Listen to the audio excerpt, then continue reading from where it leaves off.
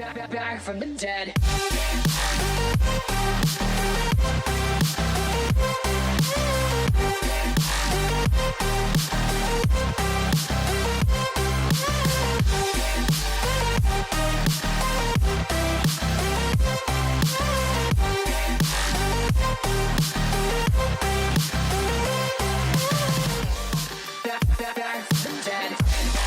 Back from the dead.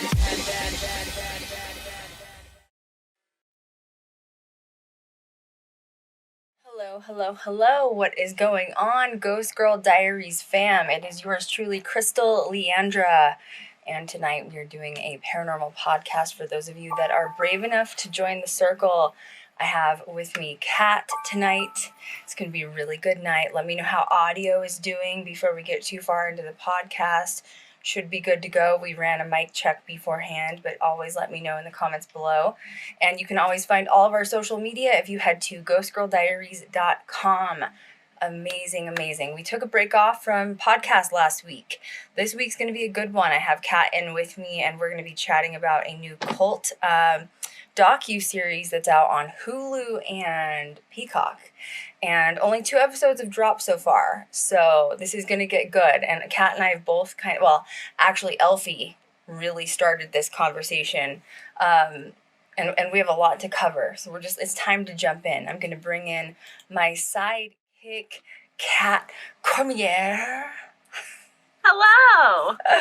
How have you been? How was your week off, boo? It was good, but it was full of work because of the show that I had this past weekend, which is why we took a day off. So how was it? Let's talk about that. How was the show? You've been doing a show, as you guys know, Kat is a professionally trained opera singer. She studied music in college. She has a degree in music, and you haven't really been involved in the music scene for a hot minute. And you were like, all right, it's time to get back into it. You took this little side gig up in New Hampshire. You got to run an actual musical performance, a stage performance, a theater performance. Tell what was going on. Last 6 weeks of your life have been crazy. It's been nuts, especially being thrown back into that world since it has been a hot minute. But I was contracted to music direct Little Shop of Horrors at, surprisingly enough, my old high school where I really started, my ground roots in theater. So it felt really good to be back, had a little nostalgic moment there, and give some theater and music knowledge to the students that were there, or are there. So yeah, I'm very happy with how it went. It turned out great. I had to break out my baton to conduct a live pit band. Thank you to my pit band members if you're watching. Yeah. Appreciate you.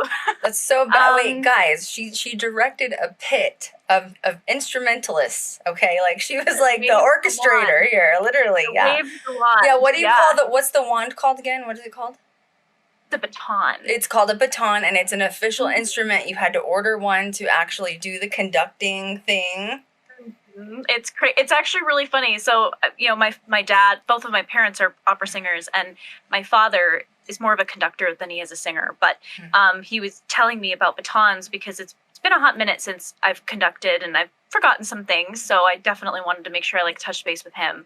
And he told me that the bigger the orchestra, so if I had a bigger orchestra than just a 5-piece pit, the baton wand would actually be longer.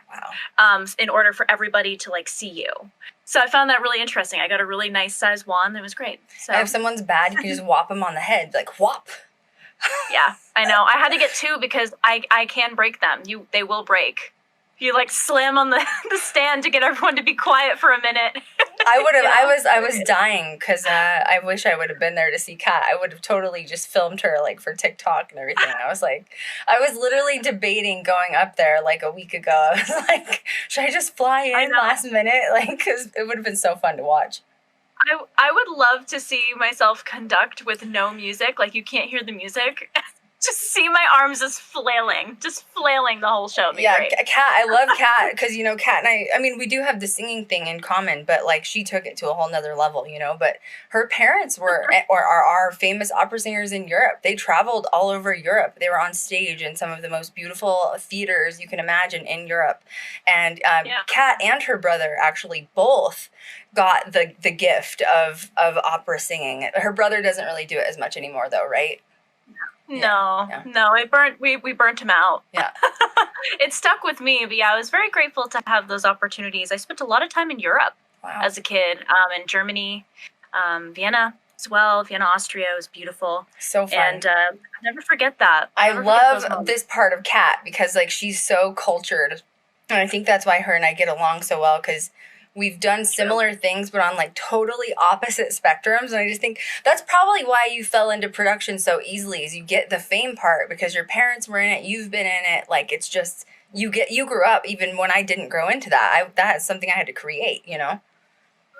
It's true. I feel like we always have interesting stories to tell each other too. Yeah. Even after 4 years, I feel like there's so many, like, new stories we tell each other from our own experiences. Yeah, our lives are horribly parallel. Horribly parallel. It's bad. Oh my God, that's for another stream. Okay? Yeah, it's true.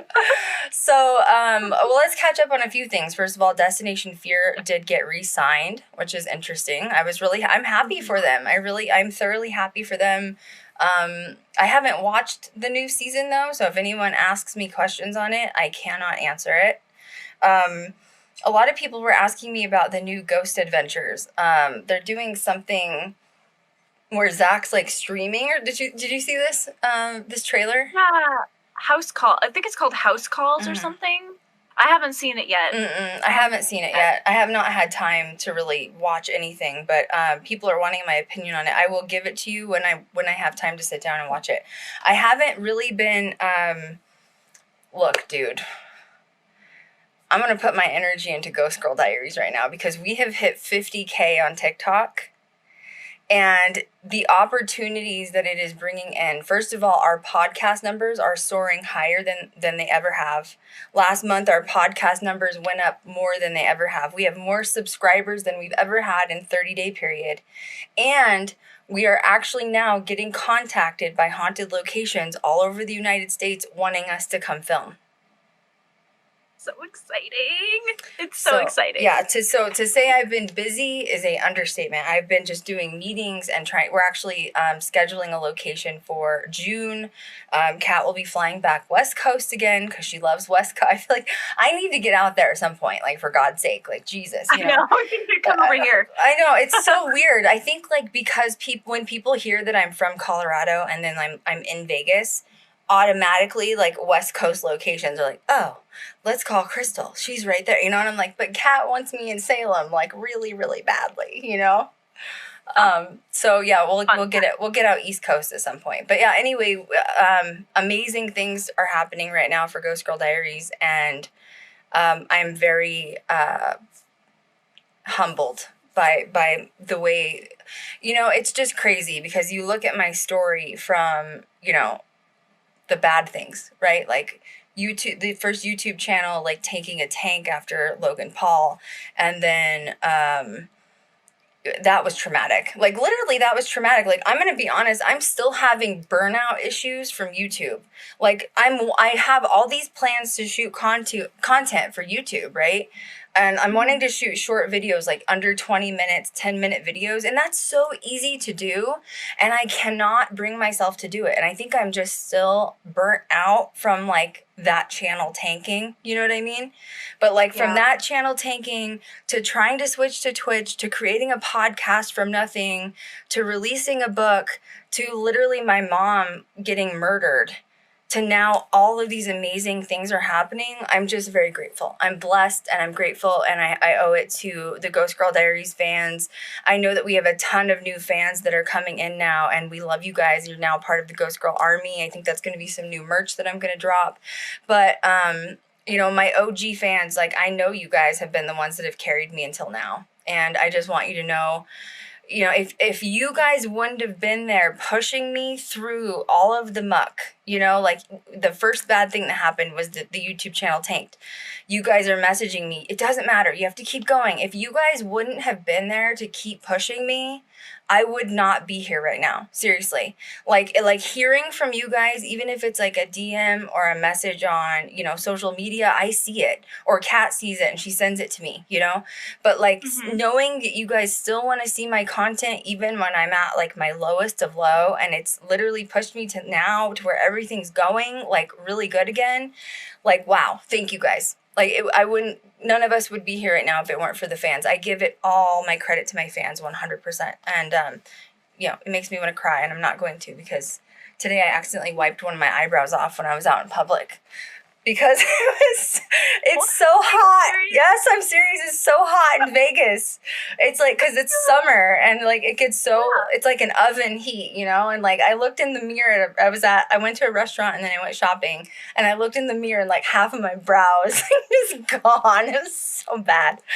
So anyway, melty hot, you know what I mean? So anyway, we're here. Any other like catch up news that we want to kind of chat about that you can think of? There was another thing, but I totally brain farted it. I can't remember what it was. It was TikTok's amazing, like 50K followers. It's growing. We're literally getting thousands of people per day. It's amazing. Social media might be a little bit quiet though for the next week. I'm having surgery again. Damn it. Yeah. I know. Yeah. I know. Yeah. I thought it was fine. I've been having these like little leg surgeries for the past couple of years for hereditary purposes, and like hereditary like varicose vein issues called like deep vein thrombosis, and because it like causes you to like hobble around like you're a 90-year-old person, like you're like limping, you know, and everything's been great. We thought we were done, and I had like kind of an emergency situation happen, so I'm gonna go in for hopefully one last surgery, fingers crossed, next week. And so I'm just in pain right now, so it's just not really fun I don't want to be like smiling and shooting content. I'm just sitting like, ow, I mean, hurting the whole time, you know. But you're also human, you know. It's true. I'm human. Otherwise, I don't know. Oh, Katrina also finished releasing parts of her documentary on Katrina Weidman. Weidman. Okay. Yeah. I haven't finished watching that either. I know some people have been asking me questions on that. We'll get there, I promise. Yeah. Now, today, though, is some mofo tea. Okay, I'm going to try not to cuss because we got approved for ad revenue on the podcast. Oh, my God. I'm so excited. You guys, there's it's so like, many good things I happening. can't believe, I'm going to attribute it to this person right here, my mother. It's a picture of my mother. She's in heaven right now. And she's watching over me. I know it because she's been making all these amazing things happen, and I'm just blessed. Even though I miss her to death, I am still traumatized by that. It's never going to go away. I miss her. She's my best friend. Anyway, no crying. No crying. There was a documentary that was released, and I didn't hear about it. You didn't hear about it. Elfie heard about it. Yeah, Elfie, that was group chat's been lit. Oh, you know what? Like, there's some days I wish people could see our group chat because I feel like we have the coolest group chat ever. You know what I mean? Like, really? If you were into paranormal or paranormal investigator, like, you would be so jealous to be in our chat sometimes, okay? Because, like, and all three of us get really into it some days. We're, like, blowing up group chat. But, you know, Elfie is our FBI private detective. You know what I mean? She does our history, and she is amazing when it comes to that. And hi, Elfie, we love you. She messaged us, and she's like, guys, there's this, like, cult documentary coming out. Well, okay. I do want to just back the truck up for a minute, right? Back it up. Teal Swan.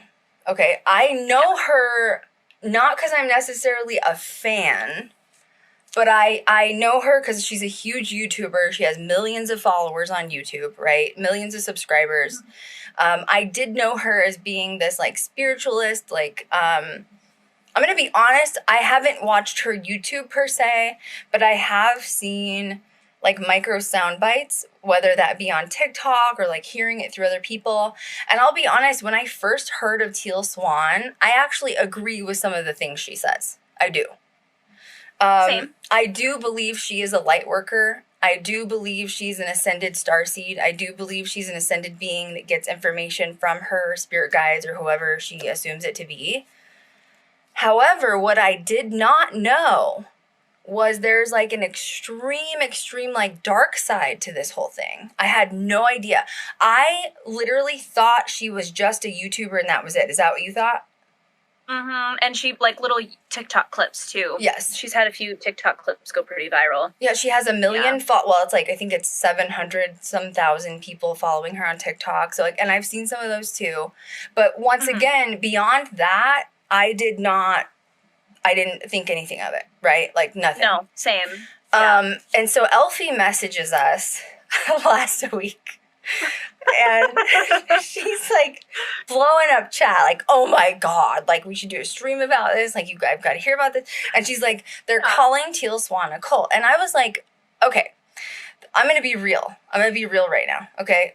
I haven't, researched her obviously to this extent. I've only seen her on the surface, as have you, right, Kat? Same thing. Yep. So the first thought in my head when someone says they're going to call a spiritualist a cult is, Kat said it perfectly in group chat. I assume the people that are calling her out are probably from like some religious organization, like old white people from a Catholic organization that don't want New Age and spiritualism to be like preached. I kind of said the same thing. I was like, I don't think it's a cult. I assume it to be, I think that it's just people don't want the New Age, like the woke, millennials and Generation Z are like the woke generations that like are no longer conforming to society and especially organized religion. So immediately I was like not interested in it. I was like, nope, it's probably just fake.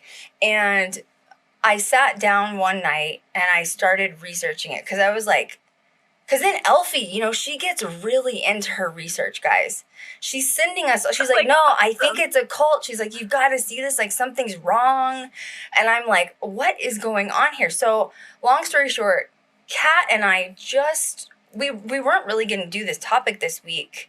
Because you and I were completely convinced it was not a cult.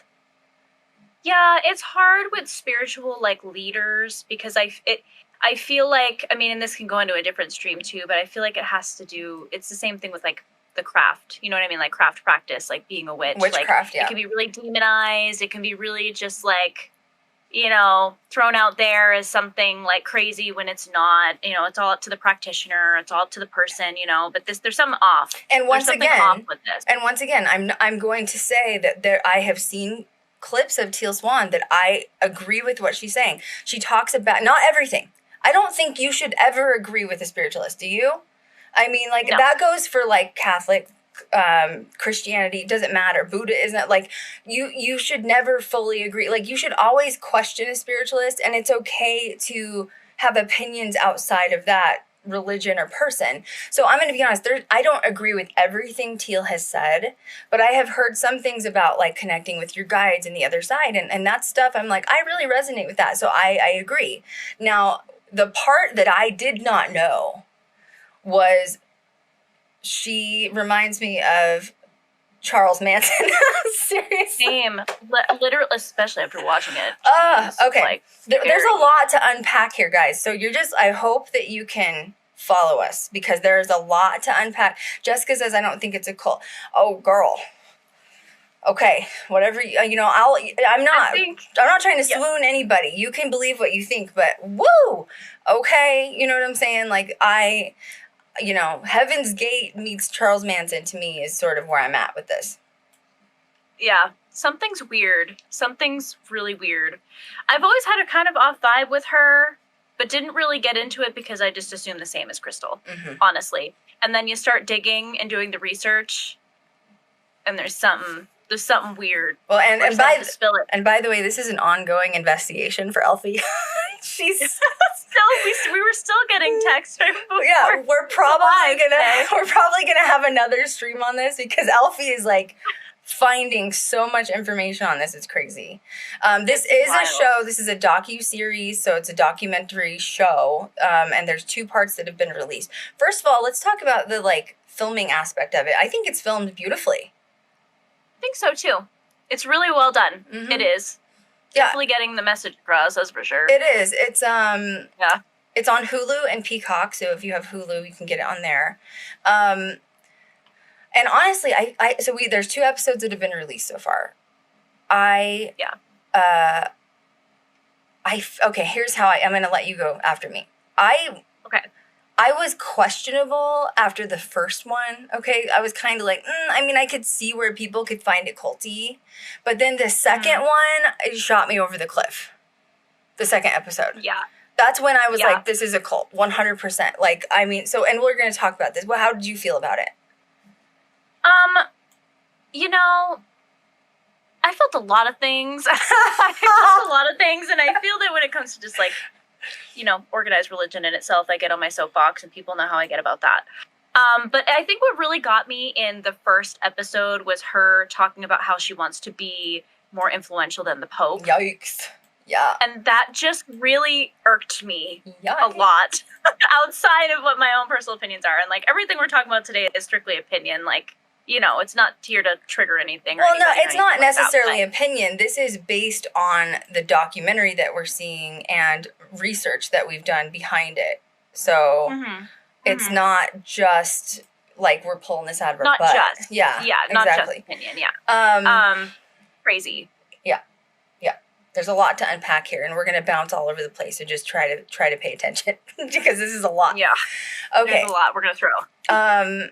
Okay, the deep end. So it's about Teal Swan, essentially. She is, I feel like the videos that I've seen of her where I, quote, agree with what she says are usually her live sessions, her, like, when she's on stage. When they had video footage and, like, photo footage of her YouTube channel, I could not help. So it's basically her standing in front of a green screen with, like, this paradise, like, heaven behind her. And to me, I'd never seen it before, and the first image I got in my head was the guy that is the older gentleman that led Heaven's Gate, the cult Heaven's Gate. He would release videos that looked similar. Do you agree with that? I agree with that. Mm-hmm. So it's creepy. That freaked me out a little bit, because I was like, Parallels. Yikes. You know what I'm saying? Yeah. Okay, it was filmed over a matter of 3 years. And there has been statements released from Teal, okay, that I'll say. And Teal's basically saying that she wasn't expecting them to put the documentary together on an opposing view, okay? The reason this documentary was shot, okay, is because she does a therapy session. You see my finger air quotes? She does a spiritual therapy session where she forces people to, well, she doesn't force you to, but like you're agreeing to it. She sits with you while you think about your own suicide. And essentially what happened is some of her followers have done this at home and have actually killed themselves. Trigger warning for people that have suicide issues.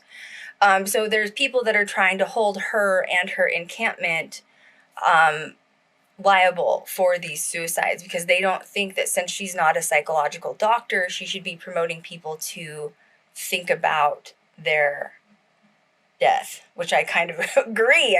When I heard that, I was like, what? Like, what? Jesus. Mm-hmm. I mean, look, I'm going to be real. I've been through some trauma, and we're going to touch on this later. My mom was murdered, like I've been through some trauma, some serious trauma. And I have had suicidal thoughts, but I wouldn't have done anything. And with that being said, I do not think suicide, like actually contemplating my suicide, like creating a plan, would have helped me out of that dark place. I think that's a huge mistake, in my opinion, because I have been in that place. You know what I mean? But we'll get to that later. Like, that's why I said there's a lot to unpack here. We're going to be bouncing back and forth because this is insanity. Okay. This is just the top of the iceberg here. We're not even in here. It's a 4-part series, so 2 parts have been released. Directed by a guy named John Casby. I think whoever is amazing, like, that's been filming it, I think they did an amazing job. The cinematographers are doing an amazing job. The audio is amazing. I mean, Hulu, of course, if you're behind Hulu with money, they have the finances to create an actual good production, So it was amazing. And it says that they went incredible lengths to search for this, like, connection and wellness into the industry, because it seems like they had to gain Teal and her community's trust in order to get in there to film this. Is that how you feel about it? Mm-hmm. Yep, 100%. They're very tight-lipped as it is, so somebody had to have been trustworthy to be able to get access to this over a period of 3 years. Mm-hmm. It's a long time, keep that going. Yeah, they had to poker face through that, and pretend like they weren't doing anything that they were doing, So, okay, episode 1 is called The Lost Toys. I'm going to let you start this, because you were more into the first episode than I was. Yeah, I mean, the opening scene was weird. A woman in like a pool. And to me, it just seemed very like the reason why they opened that way was to make Teal almost look Christ-like. Yes, it's kind of what it seemed like to me, as if like she was giving her a baptism, like this woman that was going through some trauma. Oh yeah. So it's true. Like I think that was the vision that she was trying to like have them portray, especially given her Pope comment, which I'm still really triggered by. But wait, like okay, if you haven't seen it, the opening scene is literally Teal, which she is very beautiful. She looks very alien-esque to me. She's definitely a starseed. She does not look like a human. Yep. So, and she's beautiful, so I'm sure that's how she attracts people to her following of just, these wounded people find her and need healing, So she's in this pool, and it's this beautiful blue pool, and you're right. It looks like she is Jesus Christ himself doing a exorcism. I'm just kidding. Doing a baptism, and essentially this woman is like going through her suicide with Teal holding her in the pool, and the girl looks like she's convulsing and shaking and like purging her demons, and Teal is like rocking her and holding her like in the pool. And you're right, it looks like, I don't know, man. I was like, what am I like? The first thought, because that was the opening scene. I was like, what the hell does Elfie want me to watch? Okay, because Jesus, like, woo. Well, it was just really intense. I mean, it was very like she was screaming and convulsing and crying, and like, props to you if that's what you do. That's okay. Like that's fine. But it just seemed odd that they would open with that, something as stark as that. Not a gentle segue. It was like, bam, trauma, like literally right on the screen in water. And we're going to talk about trauma, and we're going to talk about shadow work, because I essentially think that's what's going on here is shadow work. But go ahead, keep going. I want to paint a picture, if you know what I'm saying. Is my picture clear enough? Was it great? Very clear. Okay. It's very clear. So pretty much in the first episode, they're talking about Teal Swan's trauma therapy that she calls the completion process. She hosts these workshops and charges up to $5,000 for the week. So people will come out to where her encampment is or wherever the heck she's at, and they will go through the completion process in opening themselves up to their trauma, facing their trauma, and releasing it and not becoming controlled by it anymore, which leads to like confessions and like family oriented type of energy. Like she wants everyone to hold each other's hands and like be there and be present and all of that, which it was kind of strange to me, because if we're all going through trauma, I guess, like if you're going to that for the week, to me, in my opinion, I don't know if I would feel that comfortable being there for somebody when I'm already holding so much of my own stuff. You know what I mean? Like, I don't know how I feel about that. Nikita said, wait, so she's using people who are suicidal to gain views. Yes, and she admits this. She says that... And she does. Yeah, she says that her followers are wounded people, and that she actually said that she finds her followers to be dangerous because they are watching her at 3 a.m. when they're thinking about suicide. So and she does make money off these people. So it is, you're right. Yeah, it's concerning. I have a lot of concerns about all this. Yeah. Yeah. So they talk about the completion process. They pan over, segments of her live, events and stuff, and talking to people and taking questions and answering them. And then they pan back to the the camp for the week, where she's talking to a room full of people, and she says, quote, "If you want to come within 50 miles of me, you better be ready for the deepest end of the pool." Mm-hmm. End quote. Mm-hmm.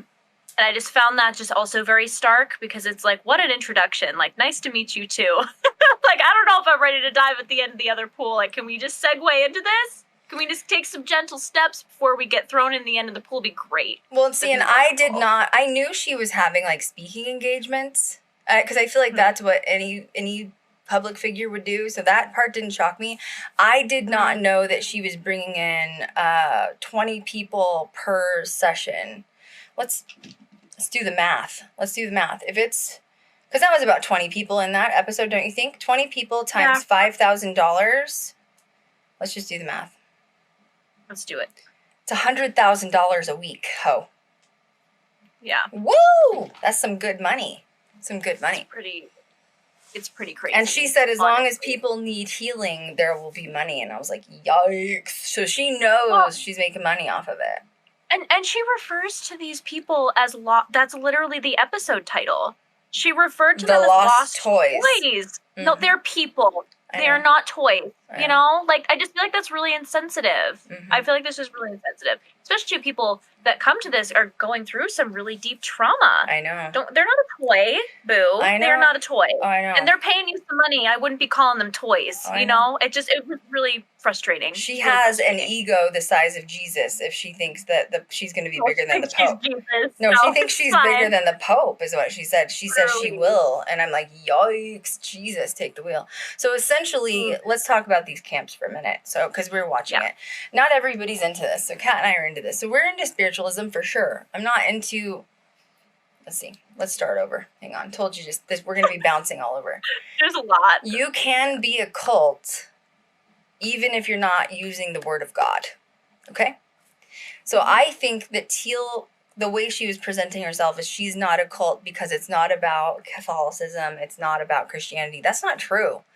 You can be a cult. It just matter what the belief system was. Even with Manson, it wasn't even about God. It was about following Manson. He was the cult. He was the leader. Exactly. Yeah. Do I think she meant to start this out in the beginning? No, I don't think so. I think, because they showed some of her old videos versus like newer videos from YouTube, and I think she started out very genuine, honestly. I think she started out genuine. Essentially, what she is doing, minus the suicide part, okay, let's just take that part out for a minute. She is teaching people about shadow work, essentially, okay? So I have gone through shadow work. Kat, have you gone through shadow work? Still ongoing. It is still ongoing. Sorry, I'm laughing. No, I don't have a tear coming out of my eye. It's fine. Was it the leprechaun foot? Did your foot kick you in the eye? Why'd you have to bring it up? I just, it's throbbing now. My foot is throbbing now. So Great. I think when she started out, she was genuine. Shadow work is this, if you don't know what shadow work is, okay? Shadow work is, first of all, let's back this up again. Everybody has trauma. Everybody on this planet has had trauma. The celebrities you see on TV, they have also had trauma. There's not a single person on this planet who has not experienced some sort of level of trauma. Some can be worse than others. Some can be easier than others. Trauma to you could just mean your cat died. That is traumatic. My dog died, and it's traumatic. My mother was murdered. That's probably on the more horrendous side of trauma. Being assaulted or molested, that's also on the more horrendous side of trauma.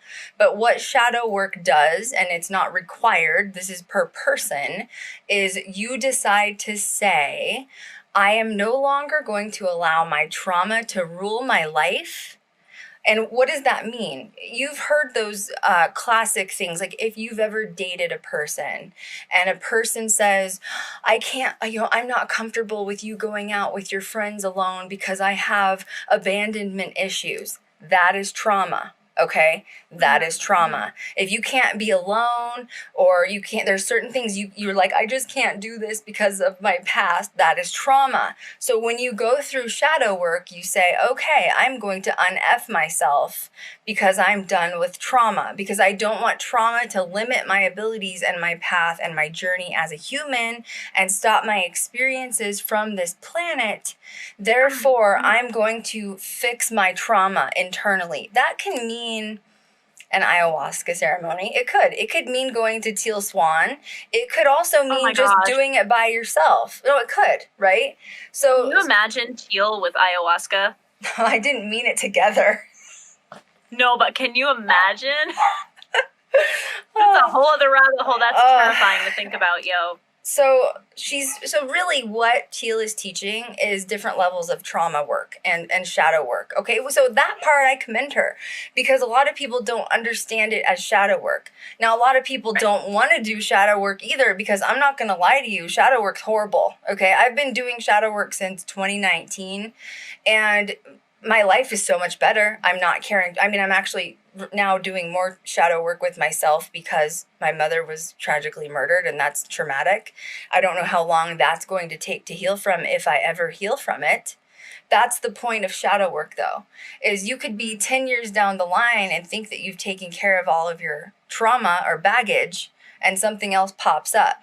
But now you are conscious of yourself and your thinking and your thought process, and you're like, okay, that's a shadow, and I need to un-F it, and I can't let it rule my life anymore. How do you un-F it? There's so many ways. You'd have to research shadow work, and honestly, I'm not going to go into it here.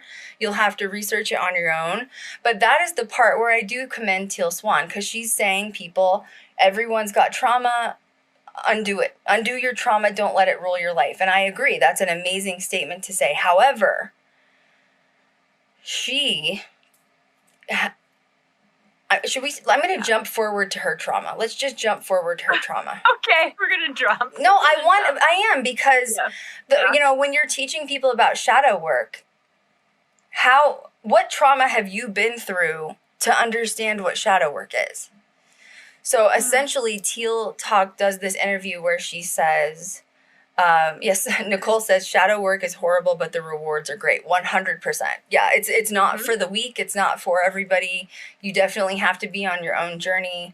I will definitely say I could never go to one of these retreats with Teal. I wouldn't want to do shadow work with other people. That sounds horrible for me. I don't know how. We get that.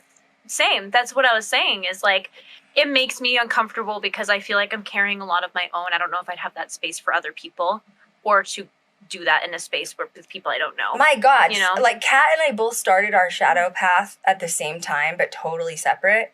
And there were moments where, like, she was my therapist and I was her therapist. Like, honestly, it did happen. True. But at the end of the day, I mean, although we've been there for each other for a lot of things, I would not want her here, like, holding me while I was going. I'm sorry.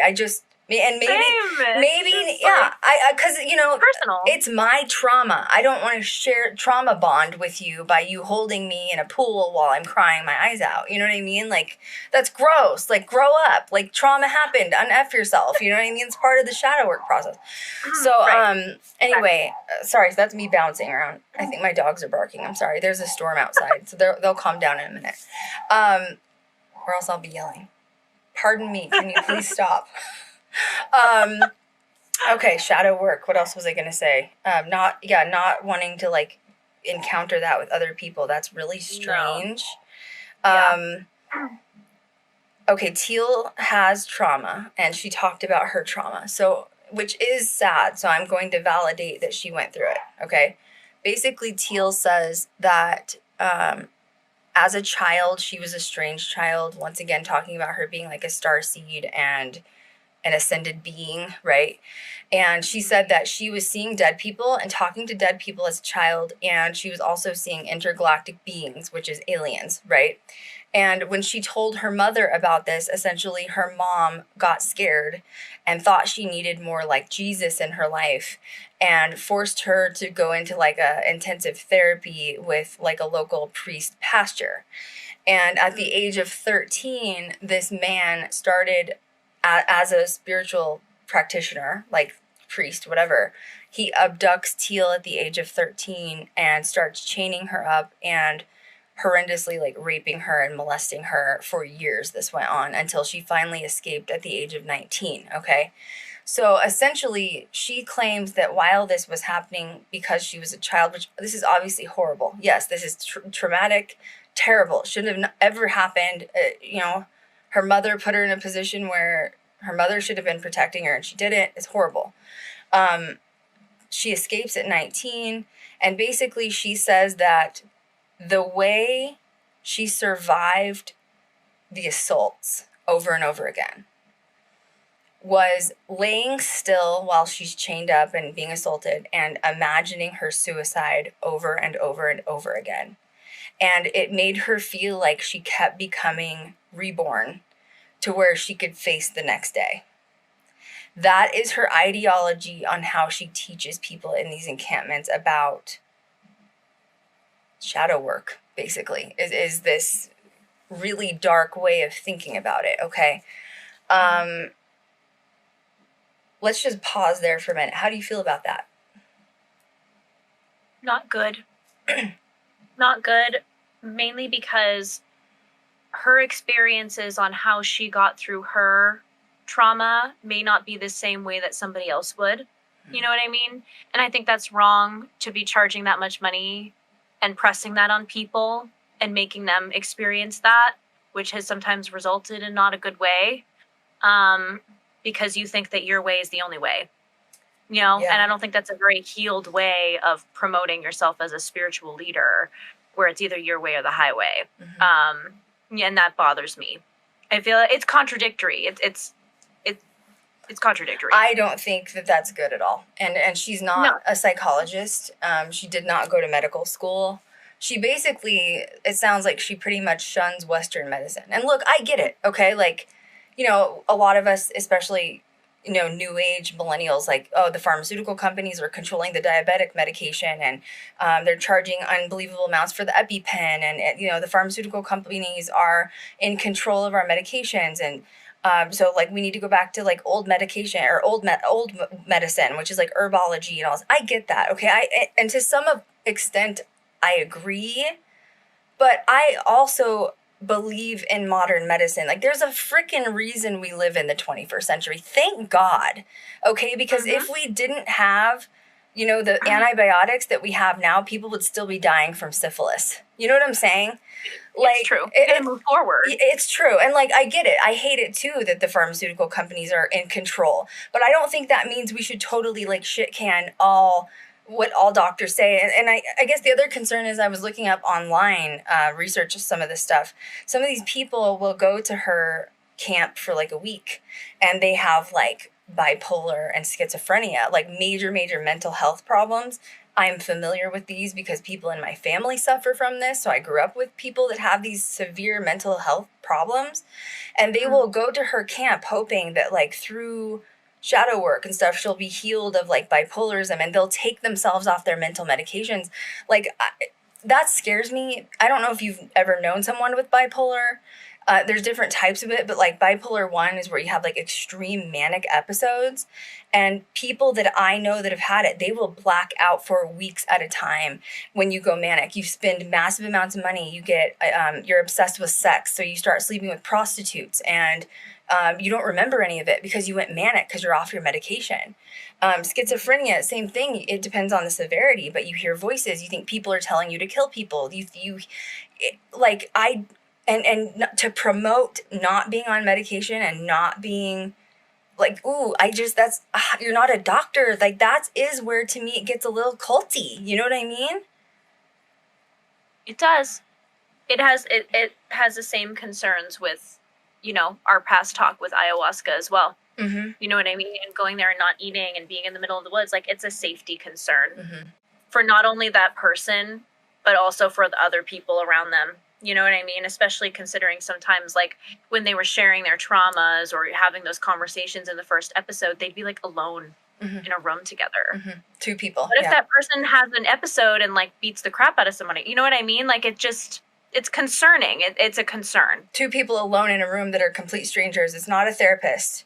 You don't know. She puts you don't know what's going to happen. Mm-hmm. It's very strange. It's very strange to me. Dangerous. And once again, going back to, you don't know their full mental profile. I don't think they have a doctor on staff. What if there is a massive episode of mental health or even depression or anxiety? You know, what if somebody decides you're having one of those episodes and they drown themselves in the pool and you don't have any medical experience there to help revive them? I mean, I don't know. This is really dangerous to me. I assume when they go there, they have to sign liability forms where, if something happens, they're not liable for it. Another thing is, there's two more things that I want to wrap up with the first episode. One is when she was on stage talking to the girl that was suicidal, and two, her Pope comment.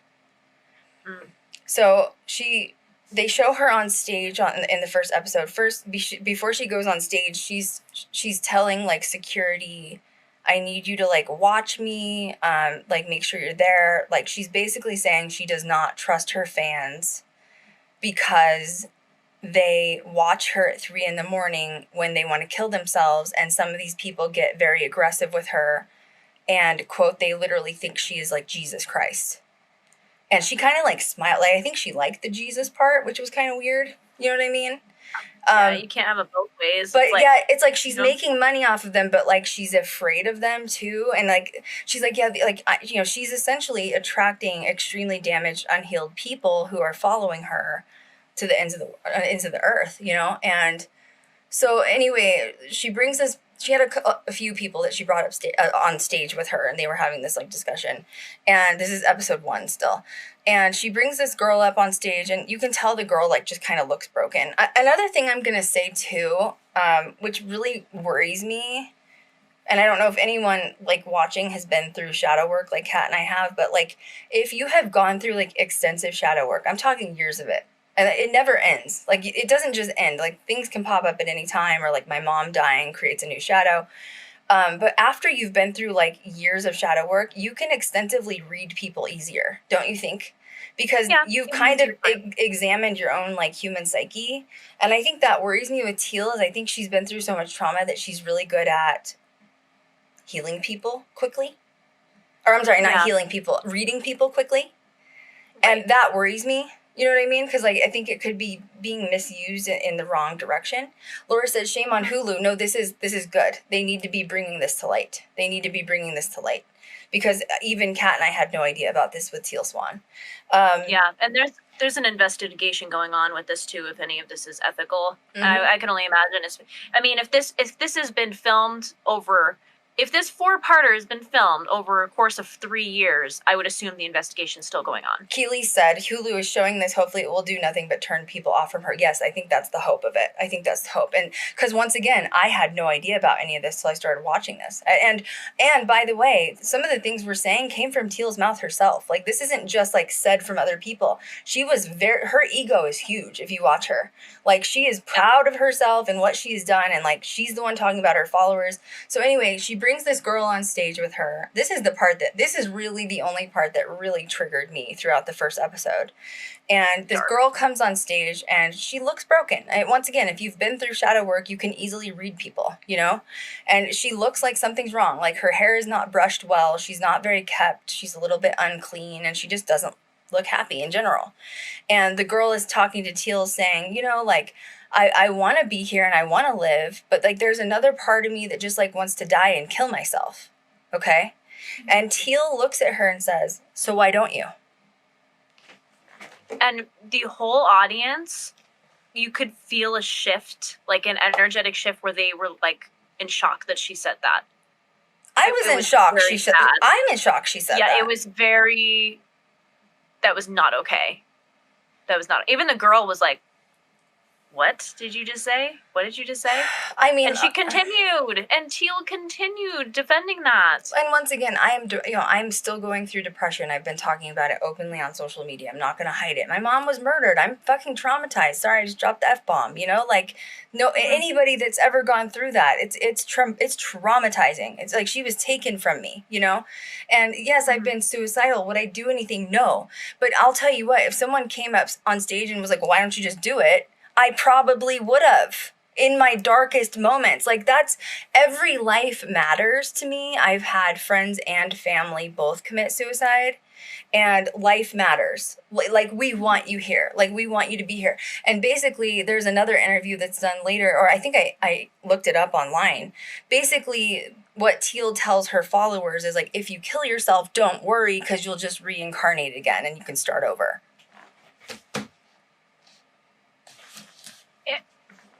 It just bothers me.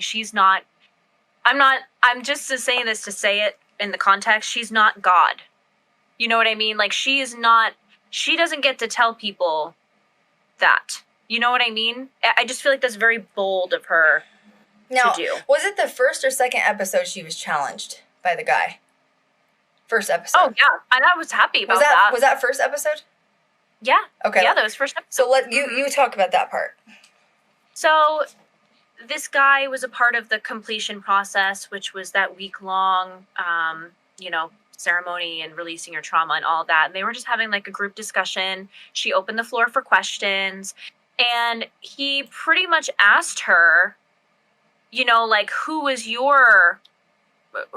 did you look up to? Like, who motivated you? I can't remember the exact way he said something like, but he goes, "You're my spiritual advisor. Who was your spiritual advisor?" Yours? Yeah, exactly. And she got very triggered. Oh, she was pissed. She was very upset saying that nobody did. She goes, verbatim, this is what she said, Teal Swan in that episode. She says, "You think someone's above me? No one's above me." Mm-hmm. Mm-hmm. My dogs are like, Jesus. Yeah, and it was just really not, and he kept going. And I was really proud of him for doing that, because it needed to be said. You could tell everyone else in the room was also like, that's strange. Well, yeah, I was expecting her to say, like, "Oh, I get this information from my spirit guides.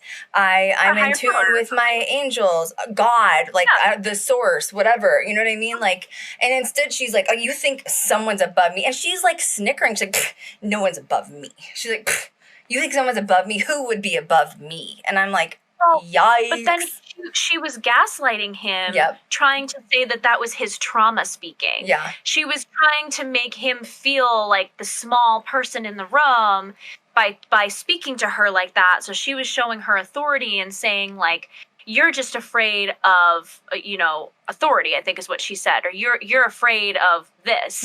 She said, "Why are you challenging me?" or something like that. Right. And he bought it. And he said, "You're right, it is my trauma." And I'm thinking to myself, no, it's not. You're allowed to ask questions. This is why we said this at the beginning of the stream. You are allowed to ask questions. I don't feel like that should be frowned upon. And I feel like if you're... I want to share this. And this can, like, be, like, bought or not bought. You know what I mean? Like, I don't care if people believe this or not. But, I've told you since my mom passed away in January, I was very close with her. And, I've gotten some gifts of the other side, which is mainly, like, dreams, like, very, very vivid dreams of my mother, and even my guides coming to me, like, telling me, like, I'm here to tell stories of the dead. Like, that's the purpose of my life path. I have to stay here, as upset I am about my mom. I'm sorry, guys. There's a storm outside, so my dogs are just freaking out. But basically, she said, I asked my guides, I said, does God exist? And in the dream, they said the source. So they don't call him God. It's not a male. It's not female. I think it's a they more she. Once again, you can believe what you want. But then I said, so what religion, like, are we supposed to believe on earth? You know what I mean? Like, there's so many religions. Are we supposed to be Buddha? Like, is there a right one? Hindu? Like, Catholicism? They said, no, there is no religion. However, when you incarnate, that is your choice, your free will, your path. In other words, there are no right or wrong answers, right? Which I truly do believe that. I believe that. There are no right or wrong answers. And for her to get that defensive and literally sitting there acting like God, that was weird. That was weird. It was not. What? What? No, just her saying. I was like. What was weird was her being so, I want to use the word egotistical again, but just like, triggered. She was so proud to say that no one's above her. And it's like, did you invent the planet? Like, you know what I mean? Like, did you birth the planet out of your vagina? Like, how is no one above you? How are you so convinced? No, and this is what I was telling Krystal when we were talking about this on the phone a couple days ago, or yesterday. I think it was yesterday. I said I would have had more respect for the spiritual leader holding this week-long whatever if they said, this person inspired me and here's why. Right, because that's relatable. That's humble. That's also having a human experience with other people that are wanting to have that as well. Mm-hmm. And it's, that's a really beautiful moment. Like, that's a really great way for you to be your authentic self and say, you know what, we all start somewhere, but this was my path and this is who inspired me. Like, there's no shame in that. Mm-hmm. So I think it just seems to me that she's clearly not as healed as she's portraying if she's still hiding behind the guise of, it was all me. Me. Yeah, I think she's got a lot of... I mean, I'm going to say something... I'm jumping it forward again, but that's fine because I told you we're going to be all over the place with this. I really, God, I'm getting hot talking about this, man. Nikita said, I think I'm going to opt out of this one. I know, but this is tea, right? Like, this is some good tea. You should watch it. It is. Yeah, you should. Well, I think, like, the part that's... Who knows what's going to happen from this? Well, it's true. I think the part that's fascinating to me is to see, like, a real-life cult unfolding in front of our eyes in present time. That doesn't happen very often. Like, I mean, Charles Manson just died recently, but, like, that got shut down before we were, like, aware of it. You know what I mean? So to know that this is going on, I find it, like, really interesting, I guess. Anyway, the last thing that happened, the very last quote, basically, of the episode 1 was... They have Teal, like, sitting down in this chair that looks very, like, royalty. Don't you think it felt like royalty, the way they had her sitting? Like a throne. Like a throne. Mm-hmm. Yeah. And they sit her down, and she looks at the camera, and she's like, oh, I'm going to be bigger than the Pope. She was like, people laugh at me all the time. She goes, you just fucking watch. That's what she said. And I was like, wow. She believes it. And that's just not going to happen. Well, not only not going to happen. But, like, on an opposing side, and, like, I don't even think the Pope should have that kind of power. You know what I mean? Like, because I don't like organized religion in general. This isn't just about her. It's about all organized religion. You know what I'm saying? Like, it was... It's the comment. It's the intention behind it. Like, it's not good. It's not good. It's not a good look, boo. Take it down a notch. Well, okay, second episode, we're going to go into episode 2 now. I hope everybody's still on. So now, I felt personally attacked in the second episode.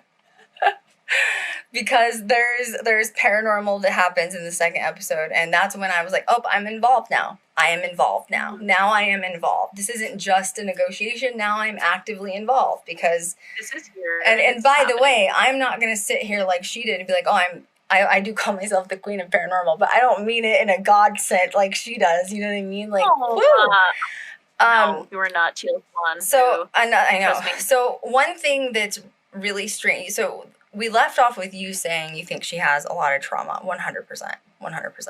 I think that she has so much trauma that she can't face, and I think that she enjoys seeing other people suffer because of the way she suffered with her trauma.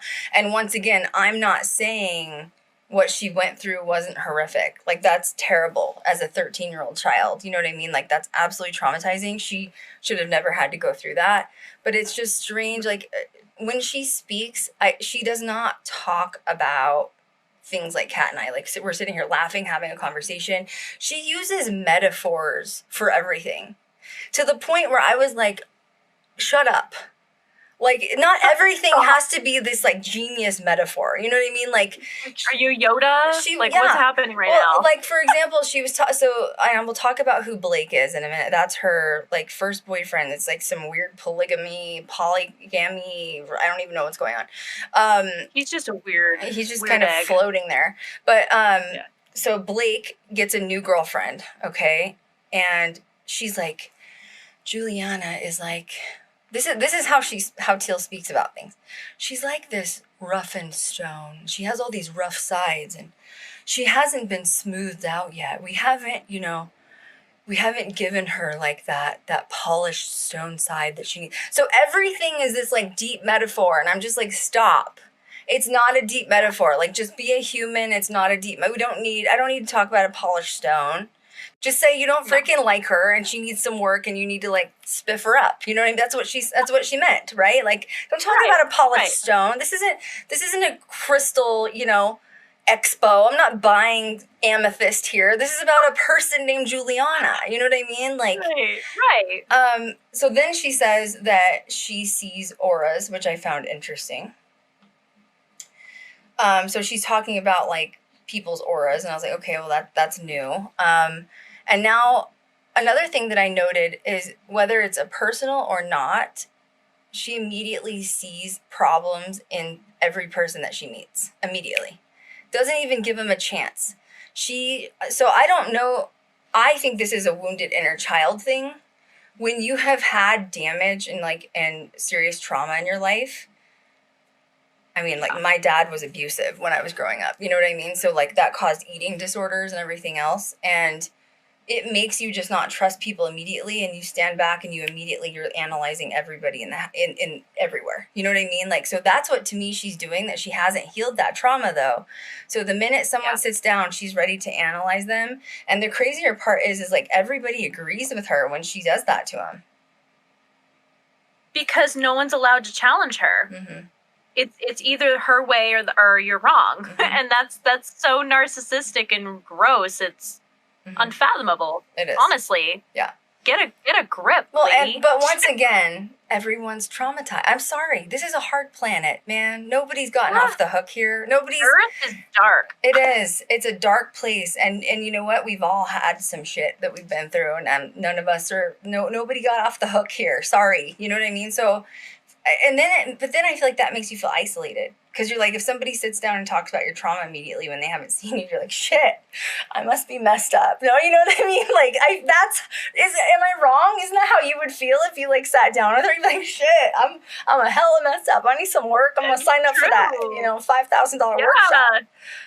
No, it's true. She's convincing to people that are really desperate for wanting help. Yeah. You know, and that's sad. Mm-hmm. Wrong. Money is a problem from the cult topic, and she's talking and discussing with her team, okay? By the way, another thing that kept coming up that I found interesting was she doesn't call it her house. She doesn't say, I live in my house, this is my house. She says, this is my community. And immediately that to me was like cult, 100% cult. Don't you? I mean, right? I was like, Manson? You did, yeah. Immediately you were like, This is my community. So it's like she can't just claim her house. She has to claim her manager's house. And they all live in like a little hub, in like a cul-de-sac thing together, like a ranch, you know what I mean? And she's like, no, this is my community. And I'm like, yee. You know what I mean? Like, yikes. She's saying that she should have stopped the haterade or the hater comments. And she should have addressed it publicly when it first started, and it wouldn't have gotten to the point it is now, which I found interesting. So in other words, she's known she's been considered a cult, and she thought if she would have zapped it, nipped it in the bud, a while ago, it may not have gotten to the point where it is now. But she says, I'm in the business of healing. And that's how people pay money to them. And so if people don't trust her, they will no longer get money. She says that in the documentary. So she knows this whole cult vibe is affecting her pocketbook. And she said that it did massively affect them financially when it came out that they were a cult. So once again, if she had true intentions, I feel like it wouldn't be about the money. It would be about healing her followers. Yeah. Like attracts like. If you have those good intentions out there, also, I am spiritual, right? Like I freaking hunt ghosts for a living, right? I do believe in karma personally, and I do feel like if you put bad out, you will get bad back. If you put out good, you will get good back. Look at all the good things that are happening to Ghost Girl Diaries right now, right? Now look at her getting all this press on cults. Do you think it's because she's done some bad things to people and she has some bad karma coming back her direction because she's not really being genuine? Also, I do believe that she has gifts, that she can talk to her guides or whoever she's in communication with. I'm not questioning that at all. But I think that she's been using her gifts for bad. And in my opinion, this is what you would call a dark light worker. Do you agree? Yeah, she's using her gifts with ill intent, and that there comes a price to pay with that. Mm-hmm. I think at the end of the day, she has to look at herself and she has to know that the things that she's saying are extremely culty. Mm-hmm. And she's the one that has to sit with that mess daily. Yeah, that's where I'm confused on, is like she's blaming everyone else for the cult vibes, but she's the one speaking this. You know what I mean? Like, she's the one that's caused the cult vibes. It's been everything that's literally come out of her mouth that made me think it was a cult. It's nobody else. Exactly. Right, but she'll blame it on everybody else. This is on Hulu. It's the Deep End. It's on Hulu and it's on Peacock. Is it Freeform? Yeah. Okay, I may have messed up. I think it's on Peacock too, actually. Is it? Okay. Yeah. So she talks about, like, you know, money is a problem. They're sitting at this, like, kitchen table and she's, like, getting really emotional and nobody else is really, so she has, like, her manager there, like a social media person, Juliana and Blake. And she's mad at them for not reacting the same way she is. And then she's like, well, do you not, feel the same way I do? So she controls she wants them to feel the pain she's feeling, which is once again why I feel like she does this whole, like, suicide process with her fans. She doesn't feel alone. Yeah, well, okay, so you want to talk about Blake? Let's talk about Blake. Oh, Blake. What a strange dynamic. Which, by the way, if you're polygamy, like, I don't care. You know what I mean? Like, just be it. Like, I was talking to Elfie about it. She's like, I don't really care what they are, but just, like, be it. You know, like the way that she was describing it was very, like, confusing, and clearly they are, like, a community. Like, so Blake and her were together when she was 19. She escaped to Blake's house when she was being molested. And Blake took her in and basically took care of her. Major trauma bond there. Major trauma bond. And she, like, canned all of her family, hasn't seen her blood family since, and Blake took care of her. They were together in a sexual relationship for a year and then broke up. And Blake and her have lived together for 12 years, yet they've only been together for 1. And in that 12-year span, she was married 5 times. Yep. No, which, by the way, like, girl, get it. Like, you marry that D if that's what you need. You know? Yeah, like, I don't, but I'm just saying, like, it's very strange she got married 5 times while still living with Blake for 12 years. Yeah. And honestly, in my opinion, I think that Blake had genuine intentions of, like, wanting to be there with her. And I think she's using his demons or his insecurities against him. Mm-hmm. And it's really interesting because there are a couple of times there was, like, behind the scenes stuff going on, and you could see the sheer terror on Blake's face. He looks a little weak, let's be real. He looks like a squish ball. He looks like she runs him over. She probably controls him with money and everything. You know what I mean? He just, to me, he looks like a squish ball. Yeah. But he also looks like he wants out. Well, that's why he got with this new girlfriend. So she also has a child. I didn't know that. She has a child with one of these 5 ex-husbands. And Blake has essentially, like, raised this child. It's not his. So just, what is going on? I don't even know. I'm so confused. But it's, like, to me, like, before I knew that about her, she portrays this, like, perfect outer image where I would have never expected her to have 5 failed marriages. And I'm sorry, but, like, if you've had that many failed marriages, maybe you should be working on yourself instead of other people. Am I wrong? Yep.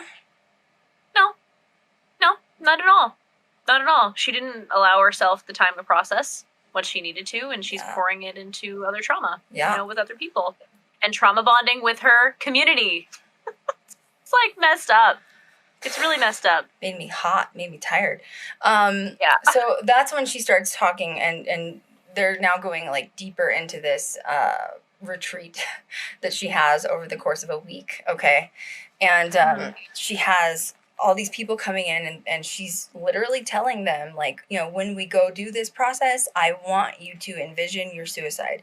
If you were to commit suicide, what would you do, like, in detail? And I don't know, man. I just don't. That was, like, really not a good idea to me. Like, and she describes herself as being like, I'm not gonna, like, you know, sugarcoat this. I'm just gonna tell you as it is. I just think that's just, like, cruel.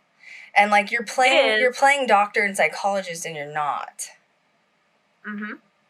You know? So essentially what has happened is people at home have watched her videos, and they've not only imagined suicide, but they've actually done it. She's had followers that have killed themselves because of her, quote, therapy that she claims works.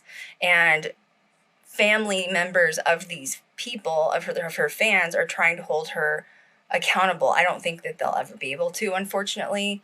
But it is very strange situation going on here. Like, and once again, I had no idea about it. Did you have any, like, I had no idea this was what she was doing. No, thank goodness this documentary came out. Honestly, because... And she's proud of it. She is proud of saying that, like, you need to envision your suicide. You're going to be reborn again. And I'm like, I don't know, man. Like, I mean, and a lot of my best friends, too, are veterans. You know what I mean? Like, I'm thinking about the irresponsibility behind saying something like this. I have a lot of people in my life, family members and friends. I'm a huge supporter of the veteran community. I've spoke out about it all the time. I donate to the veterans. I'm always working with veterans, you know. And they have, you know, a lot of them have severe mental health from, like, Afghanistan, Iraq. And, you know, they've been diagnosed with certain, you know, mental illnesses because of the trauma they experienced at war. And I just imagine someone like that stumbling upon her videos, and I think they would actually do it. You know what I mean? Like, I just don't, once again, this is where, you know, an actual psychologist or a doctor would need to get involved, because there's different levels of trauma. The trauma a soldier experienced in Iraq is not going to be the same level of trauma you experienced with being abducted and molested for years, which they're both horrible. There's not one. That's why, like, trauma bonding is so bad. You don't want to trauma bond with people, because no one's going to ever, like, even if I meet people that have experienced a parent being murdered, like I have, they're never going to still understand what I'm going through. So, like, that's why you don't trauma bond with people, like, even separate experiences than that. So she has these week-long things where these people get together, and she puts two strangers. So she has about 20 people in a group, two strangers together alone in a room. And you're supposed to just go in there, they shut the door, and you do your freaking shadow work together with a stranger. What? It's ridiculous. It's ridiculous, and it's scary to think that she has such a big platform that's clearly influential in the wrong ways. And I'm really glad this documentary's out, honestly, because something needs to be shed on this. It's dangerous. And yeah, I agree with you, Krystal, 100% that this is definitely a heavy dose of karma, and more is probably coming. Well, so you have two people, you have two strangers going in a room and trauma bonding once again and experiencing trauma together. And, you know, unfortunately, there is always going to be one person that has worse trauma than the other, right? It's just the way it is. And that's why you shouldn't trauma bond, because both people are going to think their trauma is equally or worse than the other. But realistically, from an outsider, someone's going to have a worse experience. So, for example, you take someone that's been molested and assaulted, that's pretty traumatic, versus someone that just has daddy issues. It's traumatic, but it's probably just not as bad. I mean, of course, depends on the daddy issues, but if dad just decided to, like, get drunk every night and leave the house, you know, you just feel neglected, where this person was actually physically assaulted daily. You know what I'm saying? But now you have two people, strangers in the room, right? And the person with the daddy issues is now going to be taking care of the one with the worst trauma. That is not your job. You just paid $5,000 to go be someone else's psychologist, and now you're not getting fixed. When that's supposed to be Teal's job. You know what I mean? It just seems to me that, like, she makes everybody else do the dirty work, and she takes all the credit for it. And the money. She says a few smart things that people are like, oh, because she knows how to, you know, get to people. And then she gets the money and runs. Well, the problem is that, and I saw this once again in the documentary, she attracts extremely wounded people. And I really think that that is with any religious organization. You know what I mean? Like, I grew up, I was baptized Lutheran, which is a little bit more hardcore than Christian. You know what I'm saying? And I did go to church like as a child, but as I got older, my mom sort of like let me make that decision. And my mom used to say, you don't need to go to God's house every Sunday to pray. If you want to talk to God, you can talk to him right now. And I feel like it's just with her, she is like the messiah of this. And it's like she teaches her followers, like, until you come see me and like you have that like pool experience with me of like you're born again, Jesus Christ sort of, you know, I know I'm going to dip you in the holy pool and you're going to experience your suicide and you're going to come back a new person. I hate to say it, that that's not really going to work. Shadow work isn't a one and done deal. Shadow work is not going to be fixed after 1 week. You're paying $5,000 for like no reason, honestly. Shadow work is something that needs to continue for years and years and years. And unfortunately, new traumas are going to pop up. They will throughout your whole life. But 1 week, do you think that's long enough to heal even one shadow? No, not even that dark of stuff. You know what I mean? It's go to a licensed professional, not Teal Swan. Yeah, I agree. It probably would be cheaper. Yeah, there's so many apps out nowadays too that you can access therapy for pretty cheap, like $30 a session. That's cheaper than $5,000 plus the flight there, plus this. You know what I mean? Like, dang, you know. Yeah. Start with a therapist and yourself, and maybe some self-help books. Honestly, that's where I got it going. You know what I mean? Like, you're capable of doing this on your own. So suicide, imagine, that's the next topic that we just went over. She says, she asks her followers this, what does the loneliness inside of you? What do you need to feel that space from the inside? So she's basically also teaching you to hold your inner child, your wounded inner child. So I get it. So once again, there's some things she says, I agree. But it's interesting that she's not using this in like the shadow work standpoint. She's making it sound like she created all of this, and this is not something created by Teal Swan. Whether it was given to her by like her guides or whatever, like shadow work's been around forever. It actually started out as a very like witchcraft, pagan sort of ritual of shadow work where you don't want to carry around trauma, and it's been adopted by like the new age spiritual community. So it's basically healing that inner wounded child. Like what did you lose as a child that you needed that needs to be fixed? And I don't think experiencing suicide, you know, metaphorically speaking, is going to fix it. You know what I'm saying? That's just me. It shouldn't even be a topic of conversation when discussing trauma. Mm-hmm. Especially not as someone who's not a licensed professional. I have lost people to suicide. My cousin killed himself. He drank pills and drank and killed himself. Didn't wake up the next day.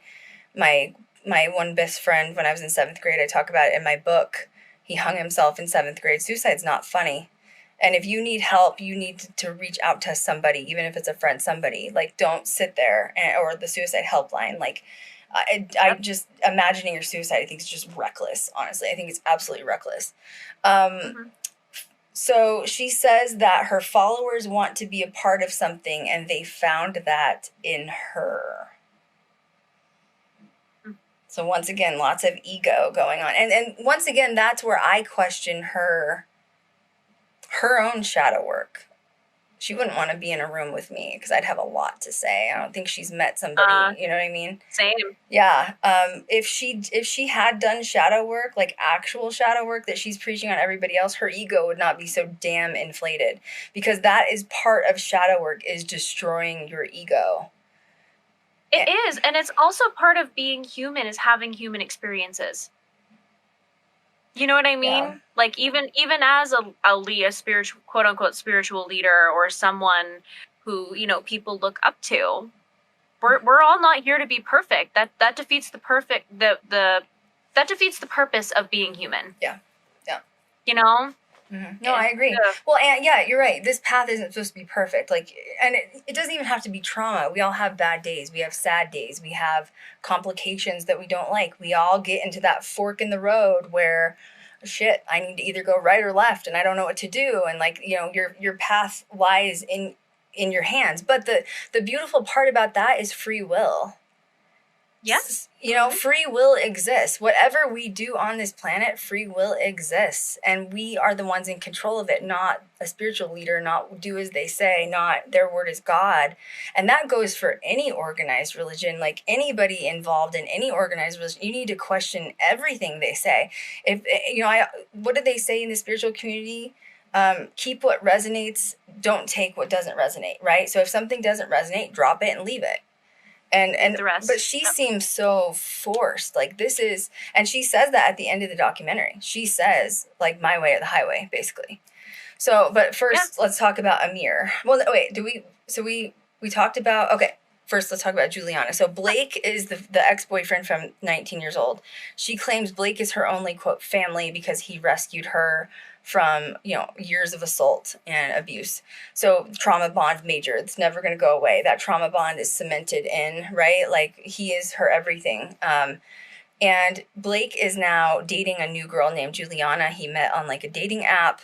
And Teal is clearly very jealous that he is dating someone else. And they're so serious to the point where Blake wants to move Juliana into the compound, the community where they live, and Teal is not happy, and she basically has like an interrogation session with the new girlfriend. You saw that, right? I did. Yeah, it was so silly. And Blake even went outside and he's like, well, that's about as intense as I thought it would be. And it's just like, she's like, you're moving into my community. This is my community. And girls from Blake's past, it's either their way or my way. And like, you know, he has to choose sides and I don't want him to have to do that. And essentially she's saying like, Blake will pick me at the end of the day, no matter what. And Blake sat there and did not defend is the person he wanted to marry. You know what I mean? Like, I think, oh man, he allows Teal to do whatever she wants. And that's a problem. Honestly, if I were Juliana, I wouldn't want to get married to that. I'd be like, excuse me, thank you. But thank you. I will say this too, that if Blake wants out of this cult, I think that Juliana's his only ticket out.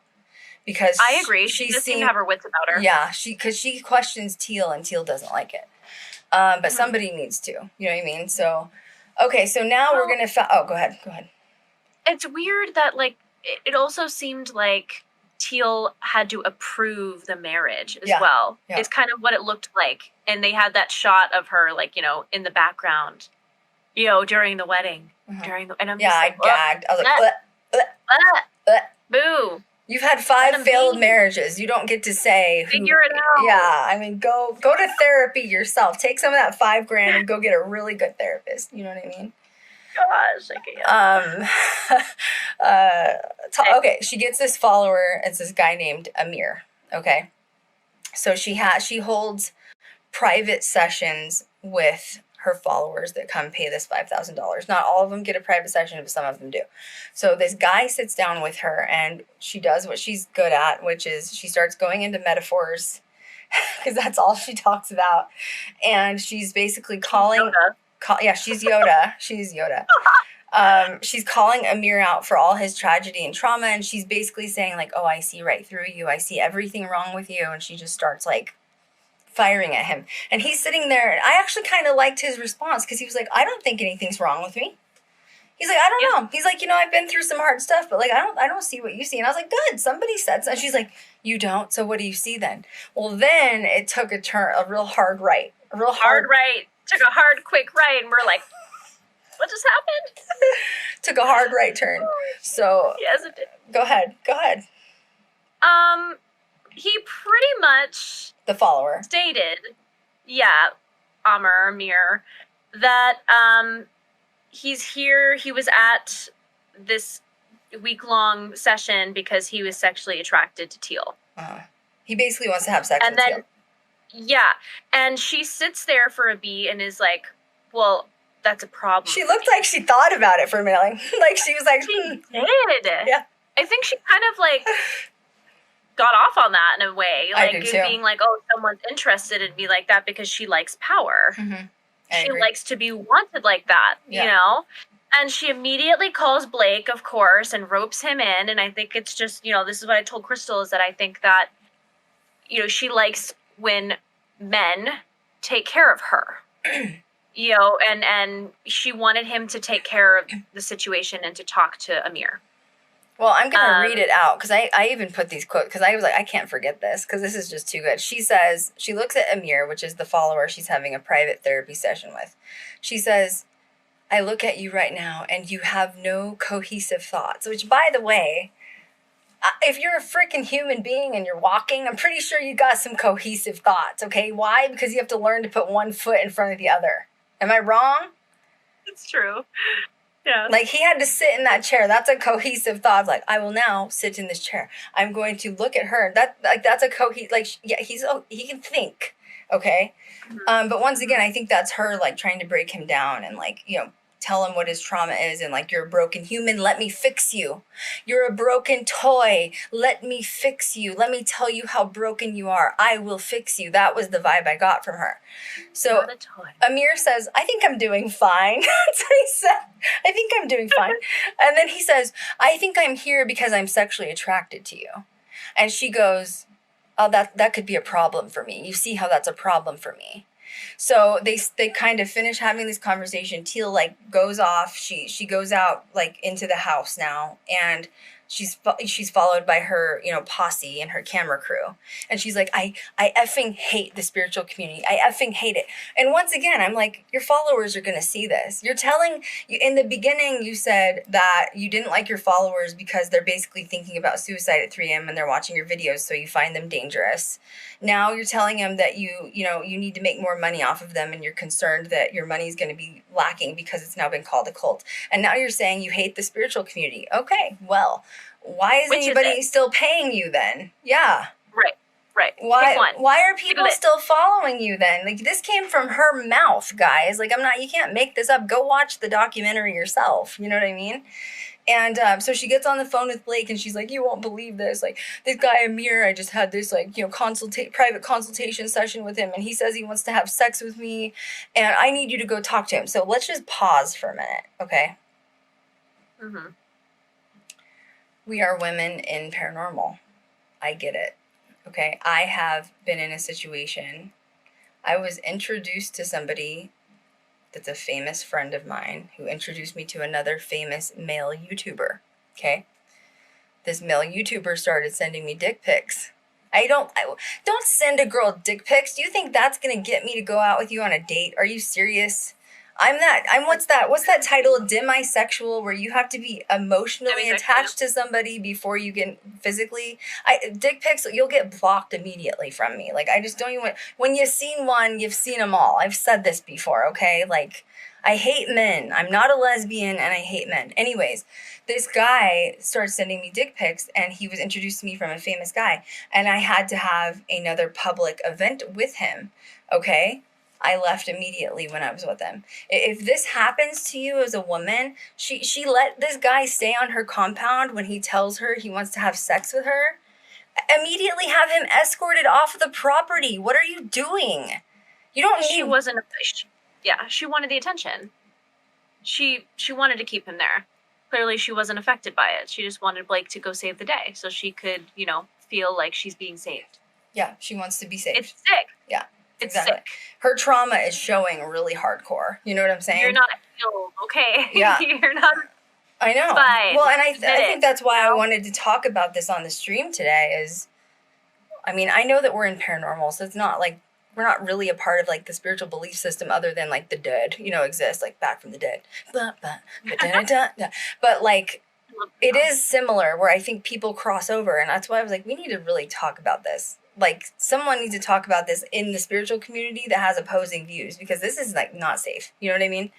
So anyway, so this Amir guy, you know, she lets him stay on the compound after he basically propositions her for sex. If that were me, I would have had him escorted off the property. Bye. You don't get a refund. You disrespected me. I don't feel safe with you on the property. He could have broken and raped her. Now, you know, I'm just, seriously, let's be real here.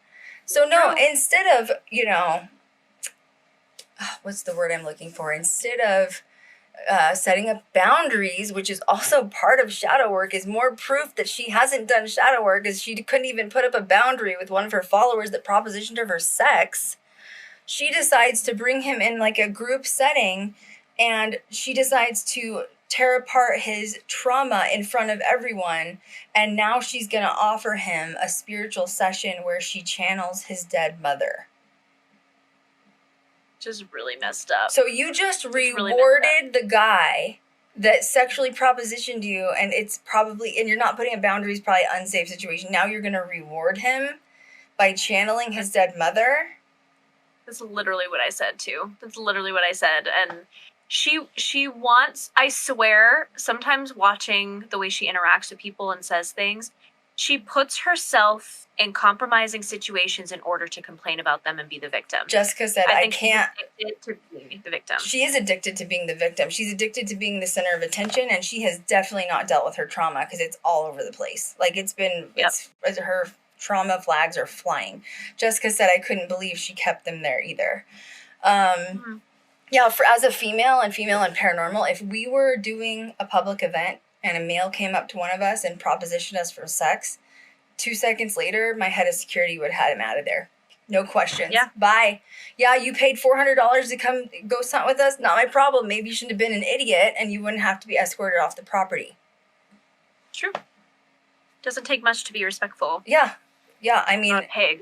Yeah, well, and once again, this always happens, and I will defend Teal partially because this happens to women, not men. I mean, I'm sure it happens sometimes, but men don't feel in an unsafe position where women can literally, we're smaller, we can be taken over easily, and she should, if she was actually assaulted as a child and chained up and sexually abused for 10 years or however long it was, why are you allowing another sexual predator to stay on the property with you? Do you see where I'm concerned?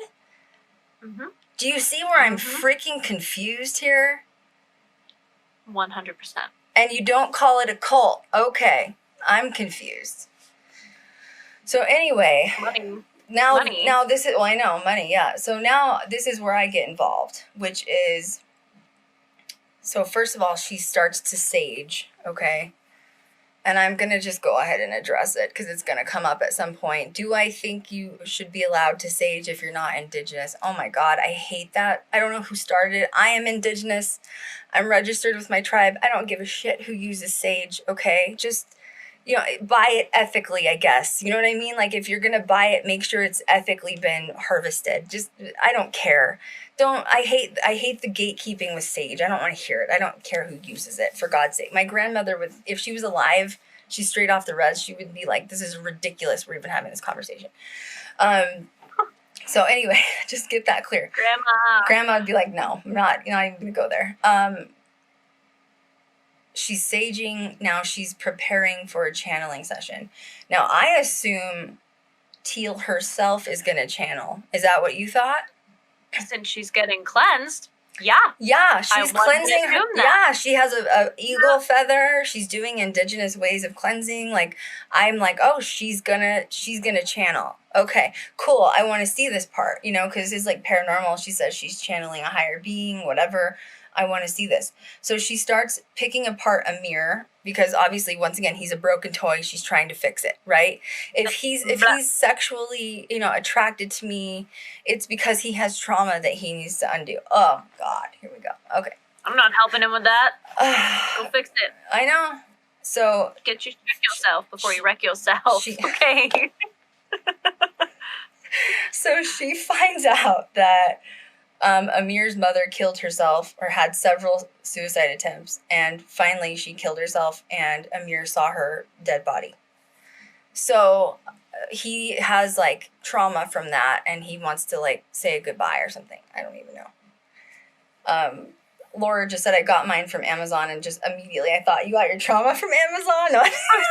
Also mood. Same. Oh God. Oh, really? Yeah. We won't go there. Yeah. You have no idea. Laura may have just accidentally tapped into something. You know what I mean? It's fine. It's fine. You know, it's fine. So she's preparing to channel, and she asks Amir, do we have your permission to channel your dead mother? Would you like to talk to your dead mother one more time? And I was like, oh, great. We're in the business of Krystal. Like, let's talk about the dead. I am here and I am ready to go. All right. Now at this point, I am enthralled because I'm like, yes, I want to know what's going to happen. And by the way, I'm very skeptical when it comes to people channeling, like extremely skeptical. And because, I don't know if she's psychic or what, I don't know what she claims to be, but even if you're a psychic or medium, I am very skeptical of it. You know what I'm saying? And so that's where I was like, I'm watching you, ho. Okay, I am watching you right now. I know this, okay? This is my field. I got this. You know what I mean? Yeah. And she sits down, and I'm waiting for Teal to, like, channel a god or some shit. I don't even know. And all of a sudden, here walks in Juliana, which is Blake's girlfriend, fiance, okay?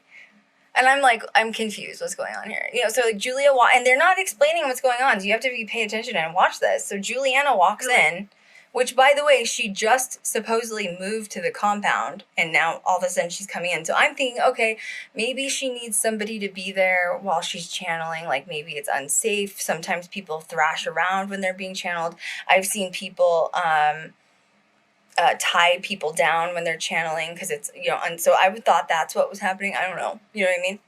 And but I'm thinking, like, Julie is the newbie. She just moved here. And so now they cut to, like, Julia, and she's like, I just moved here and I'm doing everything Teal asks of me. Like, I have to make a really good impression on her because if I don't do everything she wants me to, basically she's not going to let me stay in a relationship with Blake. And so I have to do this with her and for her, and I want to do it. And I'm like, what's going on? I'm still confused. I don't know what's going on. And all of a sudden, Teal puts her hand on Juliana in the middle of the room, and her head drops, and I'm realizing supposedly Juliana is now channeling his dead mom. Got a right turn there too, okay? That was some weird some weird stuff, okay? I can't. Your face. I was like, what is happening? I'm watching this, I'm like, is she okay? Like, is she ill? Like, I was genuinely did not think she was channeling. I thought she was, like, getting sick or something. Well, let's talk about opposing views. So let's talk about if it actually did happen and if it like wasn't a thing. Like, because I feel like both sides of it. Like, you guys know I love to play devil's advocate. Like, that's where I sit on my throne. You know what I mean? Mm-hmm. Nikita said, "Get your Amazon trauma boxes." Mood, same. Yeah. Where do you even start with this, Kat? Like, how do you even start with this? Like, how do you even unpack this? First of all, I don't believe someone can just, like, I have been doing paranormal for 10 years and I can't just walk in and channel somebody. Like, you're telling me Juliana just met Blake off the street, walked into this compound, and could just all of a sudden start channeling higher beings? If that's the freaking case, why aren't we all doing it? It's true. It's true. I almost wonder a couple things. If, one, Teal was trying to, like, make a fool of Juliana. Or two, if there were prior discussions that were not on film or not in the cut, for the documentary. I just lost my train of thought. Well, you're talking about, like, if they, like, planned it before they came on camera, basically.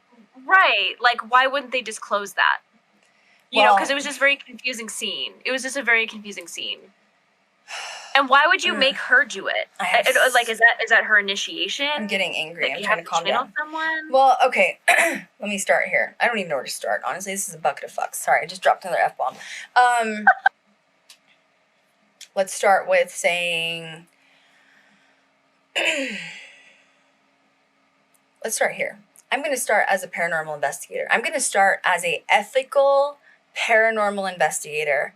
Someone who has empathy for people. And I'm going to say, I think it is absolutely wrong that you claim that you can channel someone's dead mother. He had serious trauma with his mom dying in that way. She committed suicide.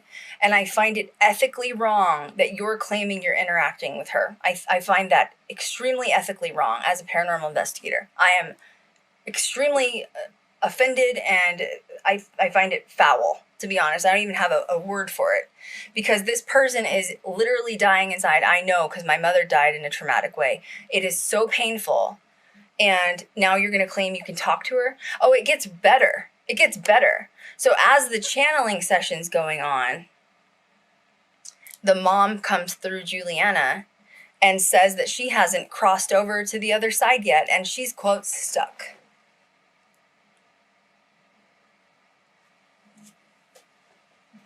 No words. As a paranormal investigator, I can't even tell you how livid that made me. Especially coming from someone that has had their mother die in a traumatic way. If somebody told me my mother didn't cross over because of the traumatic death she had and she's been stuck, I would probably punch them in the throat. Yeah. Yeah.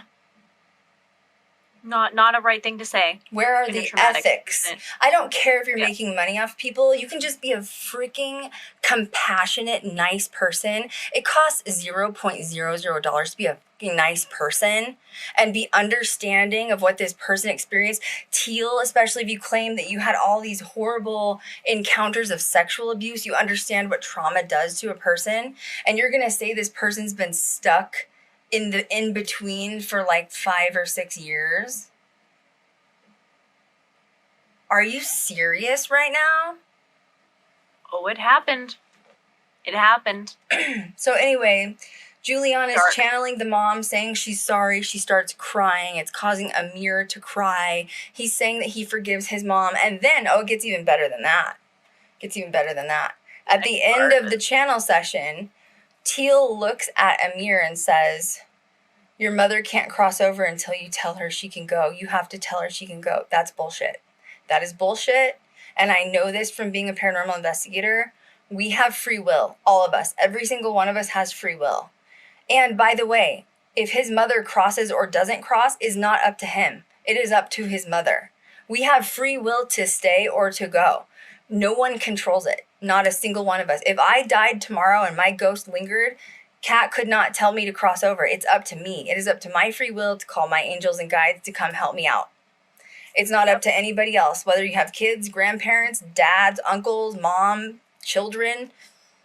So that's from years of paranormal investigating. And I'm not the only one that believes in that. There is hundreds of investigators that believes in that from investigating. So she sat there and said, first of all, your mom's been stuck for years. She hasn't crossed over because she has guilt. And the only way she can cross over is if you tell her she can go. So Teal just handed this guy a bunch more trauma that he has to go and fuck. Cool. Great. So he just paid $5,000 to get more trauma, right? After being a pig. After already being a pig. And honestly, I don't think he even deserved that, even if that did happen. Now, on the opposing side, you kind of talked about this earlier when we were on the phone. If it was real and it did happen and she was channeling, you had an opinion on it. Trying to remember what the opinion was. I feel like there's just so much, man. There's just so much to unpack here. It's so bad. It's so much. It was really bad. Like, even after we both watched the episodes, we needed like a day to decompress from what we had just witnessed.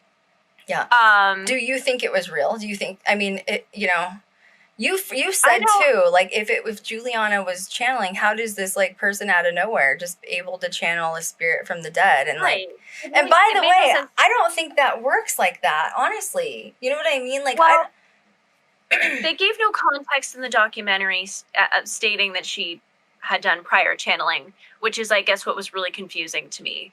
Because I do feel that we do all have gifts, and when we utilize them or when we, heal and we go through that whole experience, we can do the thing, But there was no inclination. I feel like you can't just pull that out of anywhere. Well, once again, though, if you're going back to like the Christ thing, what did you call it?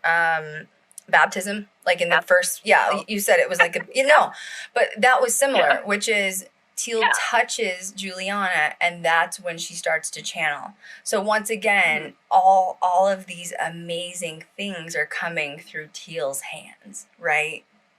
She is God. Like, she is God. Oh my gosh. You know what I remember? We should go I'm going to go back and watch it to confirm. I can't. But I'm pretty sure that the reason why she had Juliana channel was because Teal touched her on the shoulder. meaning she cleansed herself, touched Juliana, and then Juliana had the gift. Really? If that's how that works, man, you know, I'd be seeing She's dead people Jesus, left and right. no? Yeah, I She's Jesus, apparently. if that's the case, then if Teal could come over and touch all of my trees in my backyard to make money start growing off them, I would really appreciate that. You know what I mean? Like, please. So dark, so bad. this docu-series has caused me trauma that I have to unheal from. Honestly, yeah, watching Teal caused me some trauma, okay? And I end quote that, boo, you come, all right? You'll be fine. I can't. Just go to therapy. Please, Teal, go to therapy. Another thing, though, seriously, though, is, like, and, like, Kat and I are laughing because we've been through shadow work. And, like, so, you know, well, I think being in paranormal, you already have, like, a dark personality, right? Like, you already have, like, you find humor in, like, darkness. I have dark humor. But I really especially think that shadow work causes dark humor because you've healed past all of that stuff. You know what I mean? Like, you're not a perfect person. You're never going to be whole again. But that stuff's not weighing you down anymore. And one thing I noticed with Teal for the 2 episodes is she hardly smiles. She hardly laughs. She doesn't make jokes. And to me, she is still carrying trauma. If you're that, there's even like a scene at the end where she's in the pool and it looks like it should be like this enjoyable space. Like she's in a swimming suit, like she has a killer body. She's drinking like wine in the pool. Like you should be like, Kat and I'd be like freaking living it up, like probably drunk, spilling wine all over, laughing, screaming, having fun. And she has no emotion. And I'm just like, she is such a broken human. The biggest indicator for me with Teal is her eyes. There's nothing going on here. Mm-hmm. And to me, that just indicates just trauma or a semblance of escaping her reality. Yeah. In giving checking parts out of herself to others. Yeah. She's just gonzo. Even when she's not talking to people, and maybe she is still going through some stuff because we all have to go through healing no matter how much she says she's not, or, you know, she is Jesus. She's Jesus reincarnated. Nikita said, I'm still opting out for this one, but I applaud y'all for taking one for the team. And we got 2 more episodes to go, okay? We're not I don't know if I'm going to make it. And Elfie's still researching. We are not done here, okay? I have the FBI on this case. Like, we're still getting articles, okay? Thank you, Elfie. Yeah, I know Elfie. We love it, by the way. Like, Elfie's so good. Like, when she gets on a rabbit hole with something, that's it. You know what I'm saying? Like, she's going to find out her social. I'm going to get her address next week. It's going to be fine, you know? Send her some therapy packets here. BetterHelp, please. Okay, I'm going through the notes again here. We're still not done either. It's like so bad. My computer died. Did it? It's okay. I have it, so if it's fine. Great. Let's see. I'm just reading through this. Oh, she says that another thing she added when Amir was like proposing her for sex. She said, quote, I hate the spiritual field because of sexual demons. I was like, mood, same, mood, 100%. Yeah. Dude, you know, at this point. So in other words, she's not holding him accountable for being a pervert. She's saying that he has sexual demons. Don't give him that excuse. He's a perv. Kick him out. Get rid of him. You don't need that energy around you. God. Yeah, no. Dark. Okay, now, so Juliana's I gotta pass through all this because this was just very traumatizing. Stay tuned for part 2. Stay tuned for our next section about, no, I'm just kidding. Literally. Okay, then they start investigating. So this is when they introduce a paranormal team from Washington. Holler paranormal team. We love our para investigators. there's an ex-employee that is now being interviewed, and this is when they also bring in a private investigator. So they've hired private investigators to investigate Teal Swan and basically see if they can find out if she can be held accountable for these follower suicides. Okay, this ex-employee comes on the screen, and he used to work for Teal Swan. He lived with her for 7 years. He used to do her website, and he said that he was not getting paid, so he didn't get like salary for working there, but he did get free room and board. So he got to live with her for free. He had a room. He was probably fed, and he was taken care of. Once again, no salary is very culty. That means that she gets these people to live with her, and they can't escape. They work for her for free. They live with her for free. And now if they ever want to leave, they have no money. That's Scientology, right? Yeah. Yeah. Which that's a whole nother show. I'm not even going to get into that. You know what I mean? Go to Leah Remini for that. I've sung in some Scientology churches, and I have some stories, okay? Some strange. So anyway, this guy's this webmaster, and he says he's been working for her, living with her for 7 years, and he's like, I needed money, and he had to go get a job. He had no choice. And he basically, it sounds like he may have called like friends or family and got out, you know what I mean? And she was pissed. She was pissed he was leaving. Well, one, she's losing free help, so that's going to make her mad. And two, she has had this person in her inner circle for 7 years now. He's leaving. She sees it as dangerous because she doesn't probably want him to expose the truth outside of the compound, right? So they're interviewing this guy, and he says, I wasn't getting paid after years of work. Teal, when he left, he said, I tried to do it kosher. He's like, I tried to just be nice and be like, no, I just need money. Like, it's just, my life has changed. I'm moving on. Teal told him to go kill himself because his life was ruined by leaving them, and he wouldn't amount to anything. And apparently she tells anybody that quits her from her inner circle, she tells them to go kill themselves, that they should go kill themselves. She's a major gaslighter. Narcissist. I mean, well, yeah, that's a narcissist. But that's just like, if you're trying to save the planet like you claim you are and like elevate the planet through spiritualism, that doesn't sound like a very holy thing to be saying from a spiritual, person. Not at all. Not at all. And the guy looked like he was going to cry about it. Like, I think he thoroughly enjoyed being a part of that, and just life happened and he had to leave. And I think that he was really hurt by that. Like, didn't it look like that to you? It did, because he was so deep into it. Yeah. Pretty sure one of his last statements after he finished his interview with the PI was that he admitted to telling Teal verbatim that he would easily kill someone for her and bury them in the ground. In the backyard. In the backyard. Yeah. And he was smiling when he said that. So yeah. And he was coming out of it, and you could see in his face, like, he couldn't believe that that's what he said now that he's on the outside of it. Yeah. Yeah, it's like this warped reality in her community / home. Well, and then the PI is like, do you think it's a cult? And he's like, yeah, it's a cult because she gets to control you with money, and no one can leave once you get in. It's very strange dynamic. Very strange. It's mental. Yeah, it is. Messed up, dude. Dude. So dark. So now this is where we took another hard right turn. You know what I mean? Like, there's all kinds of right turns in this. We're finally getting to the end of this here. So Blake, which, remember, this is her like polygamy boyfriend that's lived with her for 14 years, but they're not together. And like, I don't know what's going on, but he is bringing in Juliana. Obviously, like, they're together. And he goes into Teal's bedroom. This is like a new scene, right?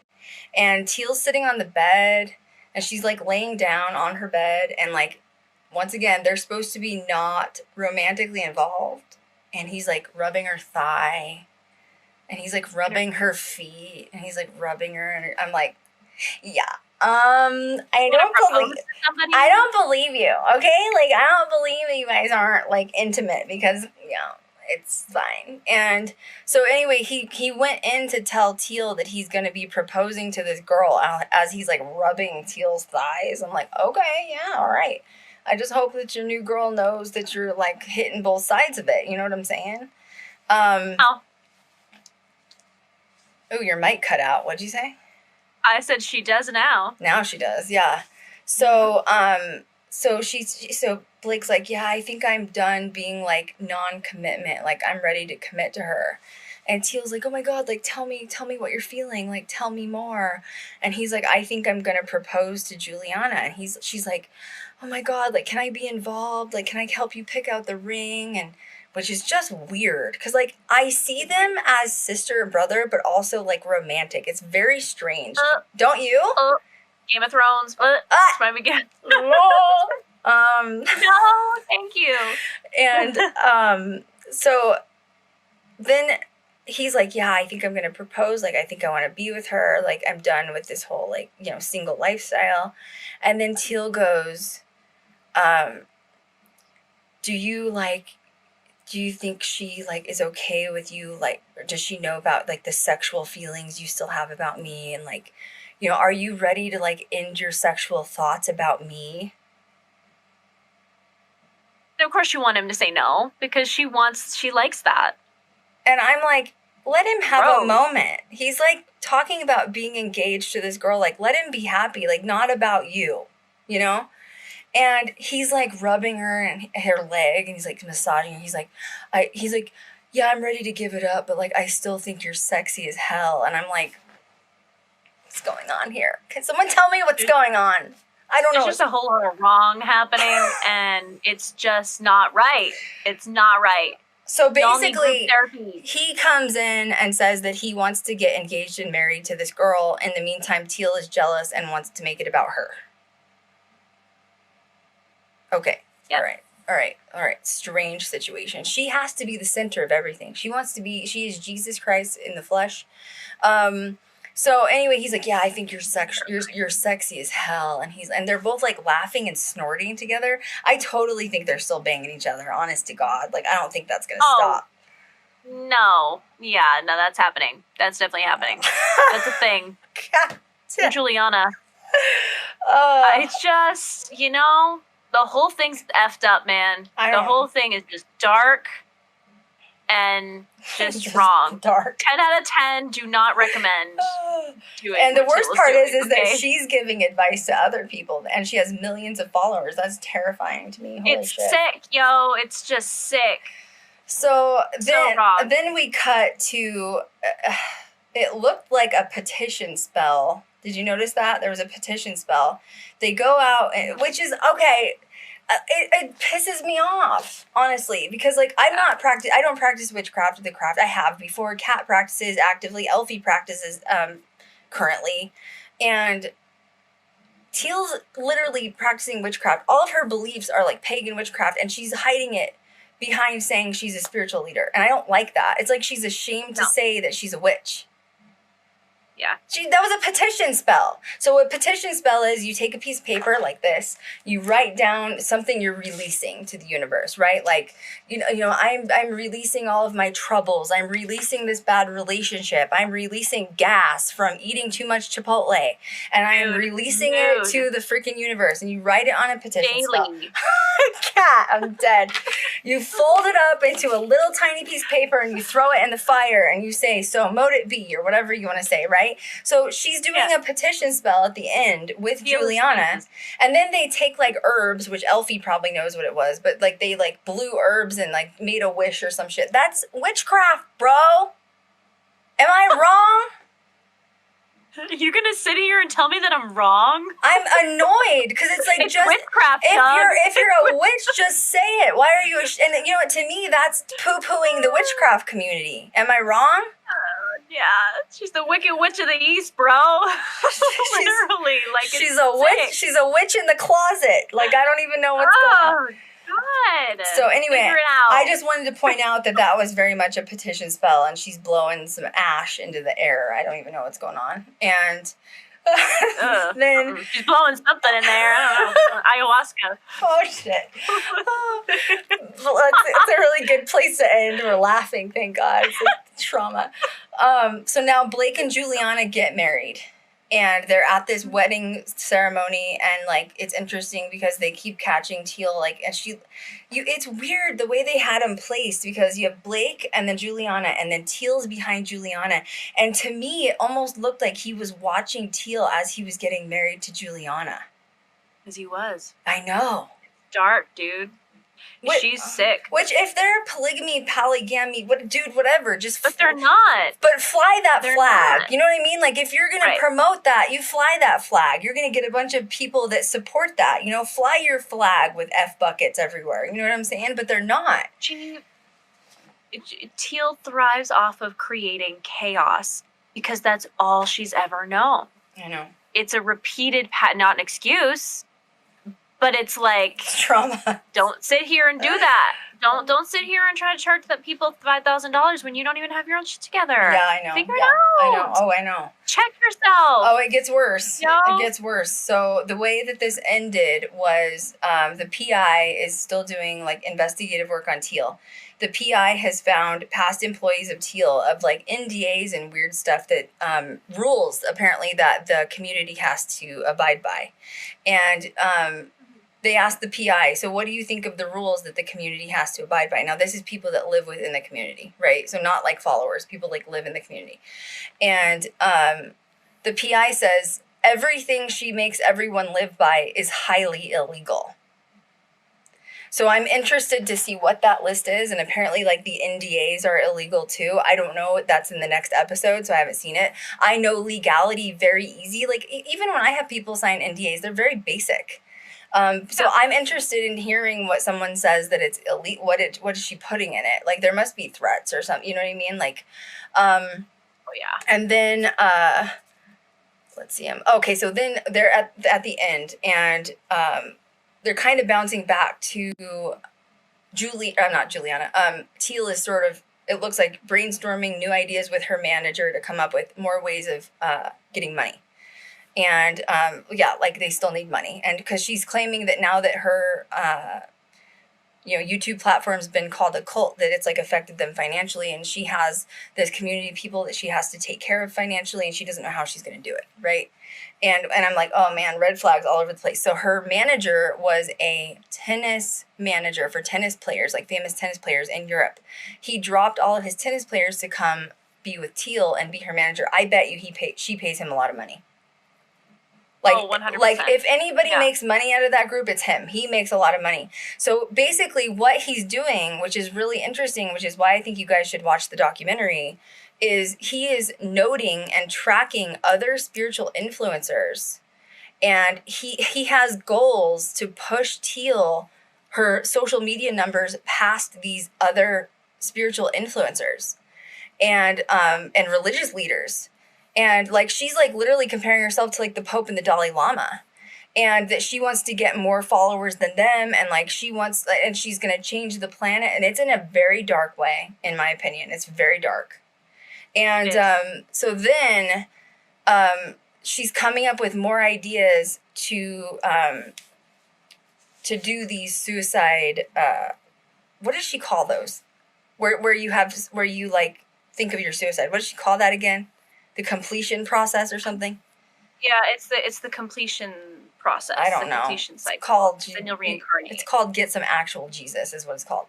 But she's talking about, I'm just going to say it. Teal says she's going to force these people that come to her camps to do this mental suicide attempt where you're mentally in your head committing suicide to be reborn. And everybody is like shaking their head yes, like yep, we all agree. So once again, she finds people that just follow her, right? Like this is her managers, her social media managers, her personal assistant. Like everybody's like, yeah, I agree, like let's get these followers to come in and like have this like mental suicide. And then Juliana, which is the new wife of Blake, she steps in, which I commend her. And this is how the second episode ends. Juliana looks at Teal and says, you can't force everyone to want to kill themselves. Like, you can't force them to want to do that. And Teal looks at her and she's like, this is where we have a problem. She goes, You are bucking me, you are bucking authority, and now we have a problem. Now we have a problem because you are going against what I say. So basically what she says is God. And she goes, and now we have a problem. And all of a sudden the documentary ends. And I was like,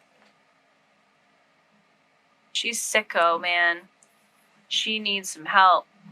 Which I agree with Juliana. Like, if people are paying money to come to these camps, do it. Go, you know, like, do what you want to do. You want to go do ayahuasca? Like, just make sure you don't get diarrhea, you know? Like, take a Tums in an adult diaper. Like, have a backup. If you go to this spiritual encampment, you want to, you know, have a death experience, fine. If you don't, then don't. If you go to an ayahuasca ceremony, you don't want to drink it, then don't drink. Like, you are allowed to put up boundaries. That's shadow work. Like, you are allowed to say no. And Teal's basically saying, like, no, everyone's going to go. If you come to my, you're going to come to my encampment and I'm going to help you commit suicide mentally. What is wrong here? Dark. And now she's literally had followers that have committed suicide, and their families want Teal to be held accountable because a lot of these followers have left like journals where they've watched Teal and journaled about the death experience, where they decided in the journals, like, oh, well, Teal says that, like, you know, if I kill myself, I just get reincarnated and I come right back in. Do you think it's that easy? I mean, I do believe we reincarnate. However, my belief is you have to come here to finish what your purpose was, or you're going to have to come back and do it again. And my opinion is I don't want to come back. So I'm going to finish it while I'm here, okay? Because I don't like this planet. It's a very low vibrational, you know, floating rock out in the middle of nowhere. And I don't want to come back. So I'm going to finish what I need to do. I don't want to reincarnate. Like, who would want to come back here? No. You know what I mean? Like, don't do that. You know, like, I don't, you have a spinoff for a minute. I'm sorry. I'm just repulsed. No, it's okay. I just don't think that suicide should be mentioned at all. Yeah. In her, you know, discussions. And I think that having a discussion about, what the heck? What? That's an alarm outside of. Oh, is it? I don't know what's happening. For some reason, I thought you got a nosebleed and I panicked for some reason. I was like, stigmata! No, I went to go, like, no. I was like, that was weird. No, she, I just don't think that she should be mentioning suicide at all. Me neither. Like, I've been having a discussion. I think having a discussion about, you know, reincarnation is one thing, but don't tie it in with suicide. I know, but I have to, Elfie's texting us. I have to see what she might have found another article. She's making an ayahuasca joke. Ayahuasca, take a Tums in a diaper, small print. I guess, like, you know, I've been on a spiritual path for a long time, and, like, I'm going to say it, like, nothing that anybody says is God, and, like, there's things that spiritualists have said that just don't resonate with me, you know? Like, I think there's stuff that Kat and I probably talk about that don't resonate with you guys. We're really into, like, the starseed stuff, and the, like, alien stuff, and, like, the Lyrans, and the Andromanians, and, like, you know, Arcturians. Like, some people might think we're crazy for talking about that stuff, so you don't have to believe that. Take what resonates with you. But one thing that I've never ever seen with studying spirituality, where I have learned stuff and I've taken it with me, some things resonate, some things don't, I leave it behind. I've never heard someone talk about suicide so much. My question is like, what's Teal's obsession with suicide? Like, she has based all of her stuff around like a death, like, and I hate to say it, it's from the trauma she experienced from being molested, and it's like, and it's so dark. Like, why does everyone, like, what she did experience is horrible. It's probably one of the worst things you could experience on this planet, being a child, an innocent child, being chained up, being abducted, being molested over and over again by an adult. That's horrible. That's horrible. But why does everyone have to experience the suicide trauma that you say helped you? I don't think that's like a, because she's dark. That's like saying for mental health, you know, if one antipsychotic works for, you know, schizophrenia, everybody has to take this antipsychotic. It works for everybody. That's not how it works. You can't just take one pill for you know what I mean?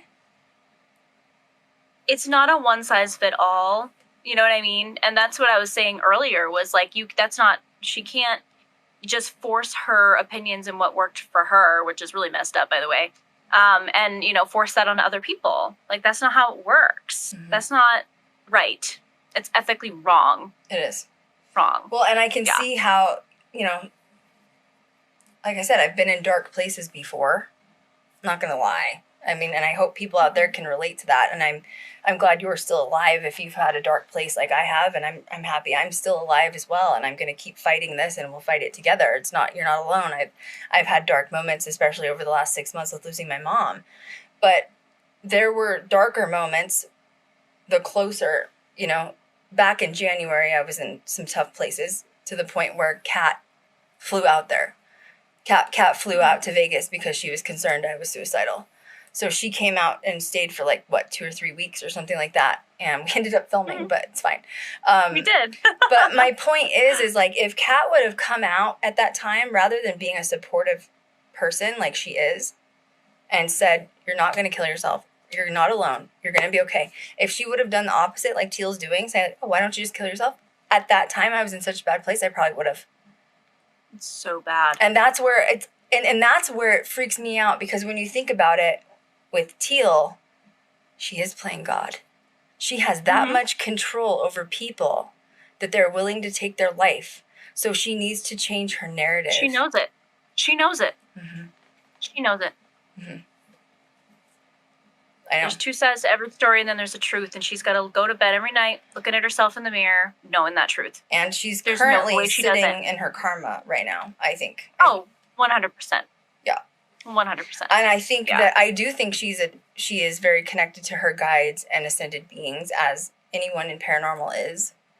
And I also think that if you've been given gifts like she has, a voice and a narrative to be spreading what should be positive awareness with spiritualism and shadow work and inner child work, she's turned it into something really, really dark. And I think that your ascended masters, whatever you believe in, whether that's God, whether that's your ancestors, whether that's your spirit guides, I think that if you're using your power for bad, they can take it away and slap it out of your hands just as easily as they can give it to you.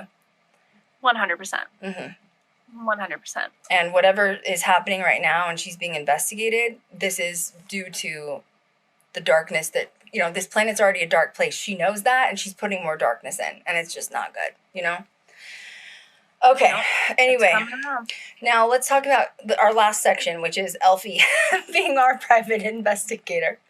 So apparently there was a therapist who has been accused of creating false memories during the satanic panic era, which was 70s, 80s, right? I think. Yep.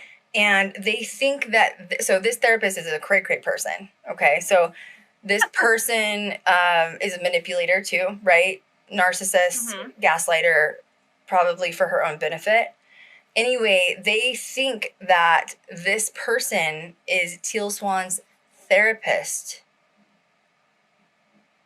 So this might be a person that's sort of helping make Teal into the deceptive person that she is. Oh, I believe it. And this therapist was actually under investigation, and I think she had her license revoked. She did. She did. It's crazy. Yikes. Yeah. Yikes. There's a lot of crazy people out there. A lot of not good people out there. So anyway, I don't know, man. I just know that I'm tired. It's I'm really tired. Same. Yeah, I'm reading through. Elfie has she's got notes for her notes right now. Okay, I know. She's I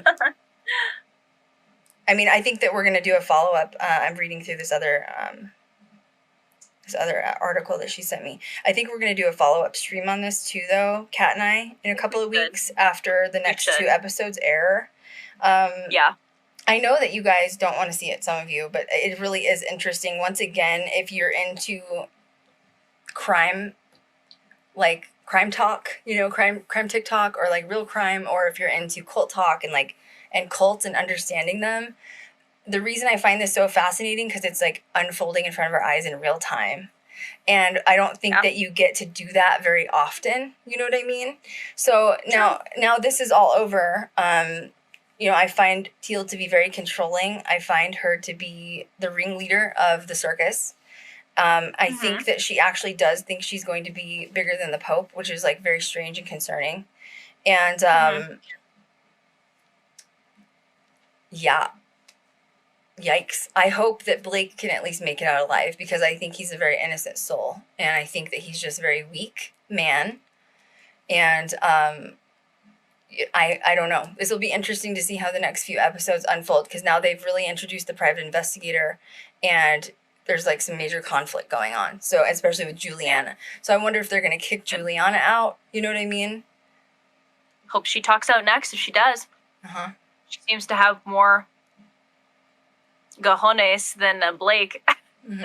Well, it seems like she likes to get people involved, and Teal likes to control people, and Juliana, the new wife, seems to be like, no, you're not going to control me. I'm still going to have an opinion. And Teal's like, oh, no, you're not. Know, for Teal, for someone that's preaching truth, she really doesn't like it. Period. She does not want to be called out for anything. She doesn't want to be wrong. She doesn't like truth. She doesn't want to. She doesn't. Yeah, she's like in the beginning, she says, someone said, the guy goes, you know, like, who's your spiritual leader? Who do you look up to? She's like, as if someone's above me. Can you imagine if the Pope said that publicly, what would happen? Well, she's viewing it as weakness, meaning that if she looks up to somebody, then that means she's lower than. Yikes. But that's issues. Well, you got some issues you got to sort out. She has released some statements that Elfie and I found, and essentially Teal's saying that don't take everything away from the documentary, like take it as a grain of salt. They are trying to make her appear a certain way, and she's not. And I'm like, girl, you're the one that said all this stuff. All this stuff came from your mouth, boo-boo. Like, this isn't a he said, she said. You were filmed on camera saying this stuff. So, that like, was spliced. You know? Yeah. But you know, narcissism, gotta blame everybody else. It's not me. You know, I just think the thing that scares me is to be out here claiming to be a spiritualist and a healer. And once again, I do think she has some good ideologies. I will say that. But for somebody who's trying to help people, I think that it's also extremely damaging. And at the end of the day, I think she started out with good intent. They actually sit down and ask her about cults. They ask Teal about cults. And she says this too out of her mouth. Once again, you can see it in the documentary. She says, I don't think cult leaders start out with an intention to be cult leaders. She goes, it just happens when their following, you know, worships them. And I think she was talking about herself. Mm-hmm. I think so too. And I believe that's how it started. I think she was a young kid, damaged, started a YouTube channel. That's what I think. And because they showed some old videos, she was very young. She's like in her early 20s, 19, probably right after she escaped. I think she was a young kid. She started this YouTube channel, didn't expect it to take off like it did. And now she's like, okay, I have to take full advantage of this. How can I make money at it? Which at the end of the day, there are no free lunches. We all have to pay rent over our heads. So yes, there's a way that she could probably turn this into a positive and still make money off of it and be able to support her quote community. But what she's doing right now, I think, is deceptive. And the suicide thing is so, it's, to me, crossing like having pictures of suicide with spiritualism, like, is just doesn't make sense to me. That just doesn't, and I've, you know what I mean? Like, I've even studied like dark magic, black magic, and it's, there's still not suicide talked about with that. You know what I mean? Like, it's just, it's so like dangerous to get these weak, once again, she's finding these weak people that are in very weak emotional states, that are extremely damaged people that feel lost, and they need to find like a hub or a home, and they find that within her. And so she teaches them all about this spiritualism, and like, this is how you can change your life, and like, you heal your inner child and you heal yourself. Oh, and by the way, like, to complete the process, you're gonna have to like create like a mental suicide and like actually like mentally put yourself in a state of like what it would feel like to kill yourself. And that's what we saw in the beginning of the first documentaries, this girl like convulsing in the water, and did not look healthy to me. No. And like, what's wrong with her to want to experience that with somebody? Why would you want to see someone who's had trauma, whatever the degree is, why would you want to see them floating in a pool trying to like experience suicide? What you have to be a dark mofo to want to see and experience the energy of someone committing a suicide in their mind. What's wrong with you, yo? That's like some dark shit. Power. Yikes. Mm-hmm. Yikes. It's bad. Jesus, take the Yeah, wheel. I'm curious what the other 2 episodes are going to be, and looking forward to chatting about that. Well, anyway, that's the tea. That was some Good. tea. That was some paranormal tea. I just felt like it was my duty to talk about it after she supposedly channeled, you know, a dead mom, and that really pissed me off. Like, that was where I got really set. That was where I was like, Yeah, and channeling rightfully through so. some random person, like, it's just not how it works, honey. Okay? With zero context as to who this person is, actually, you know, like, or if they are. Dude, I don't even weird. know. She was like rocking around in a circle. I was like waiting for her to like fart on the wood floor. You know what I mean? Because you could hear it like creaking. I was like, "Are you okay?" Like, what? You're right. There was no context behind it. What's going on? Strange. Yeah, very clear. Strange. Wasn't clear. So anyway, hopefully we can save some people by bringing this to light. And you know, Hulu. This was an amazing documentary, honestly, in my opinion. Can't wait to see the next 2 episodes. Next week with Elfie, I don't know what we're doing. I don't know. I'm gonna have to see what she wants to research. Good question. I know. I was supposed to send out an email and I didn't. It's fine. It's okay. And, you know, life. Yeah, it's fine. And actually, you know what? Friday, guys, I think I'm gonna take off next week because. If that's okay with Elfie, Thursday is my surgery, and if that's okay with, I know that I haven't wanted to take breaks, but I think next Friday I'll probably take off. I don't know how I'm gonna feel. Take care of you. Yeah, I'm sorry. Yeah, I don't want to like come on here and be all, you know what I'm saying? So next week, let's skip it since I have this surgery, and then I'll see you guys. What's the date on the next one so that I can give that out? Let me look it up. Let's see. It will be the 11th. Wait, the 10th. Yeah. Sorry, it's midnight here. Yeah, so June. the next day. So June 3rd, I'm going to take off because of surgery, and we'll be back June 10th. That'll give Elfie an extra couple weeks, too, to, like, pick a topic or whatever. And, it was a good chat. Thanks for everybody for downloading our podcast. Our podcast numbers are unbelievable. Like, you guys made me cry that, you know, like, we're having so much success with everything. And, you know, it just makes me feel like I found my place again. I felt lost for a really long time after I lost my mom, and I'm still going through it, but just, you know, thank you guys for just not being my cult community. You know what I mean? Like, but I could make like cult Ghost Girl Diaries shirts.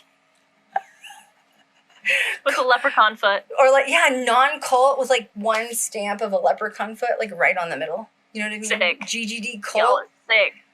Just you know, I still need to crochet one. Oh my God. Crochet a foot. Thank you guys so much for tuning in with us. We had so much fun as always. Maybe by the time we stream again too, we'll do some research on all of the new shows that are coming in that we've missed. We need to catch up on. And thank you guys for tuning in. Make sure you guys download the podcast. This will be uploaded as of tomorrow. It'll also be on the new YouTube channel. And as always, we'll catch you guys next time. Thanks, guys.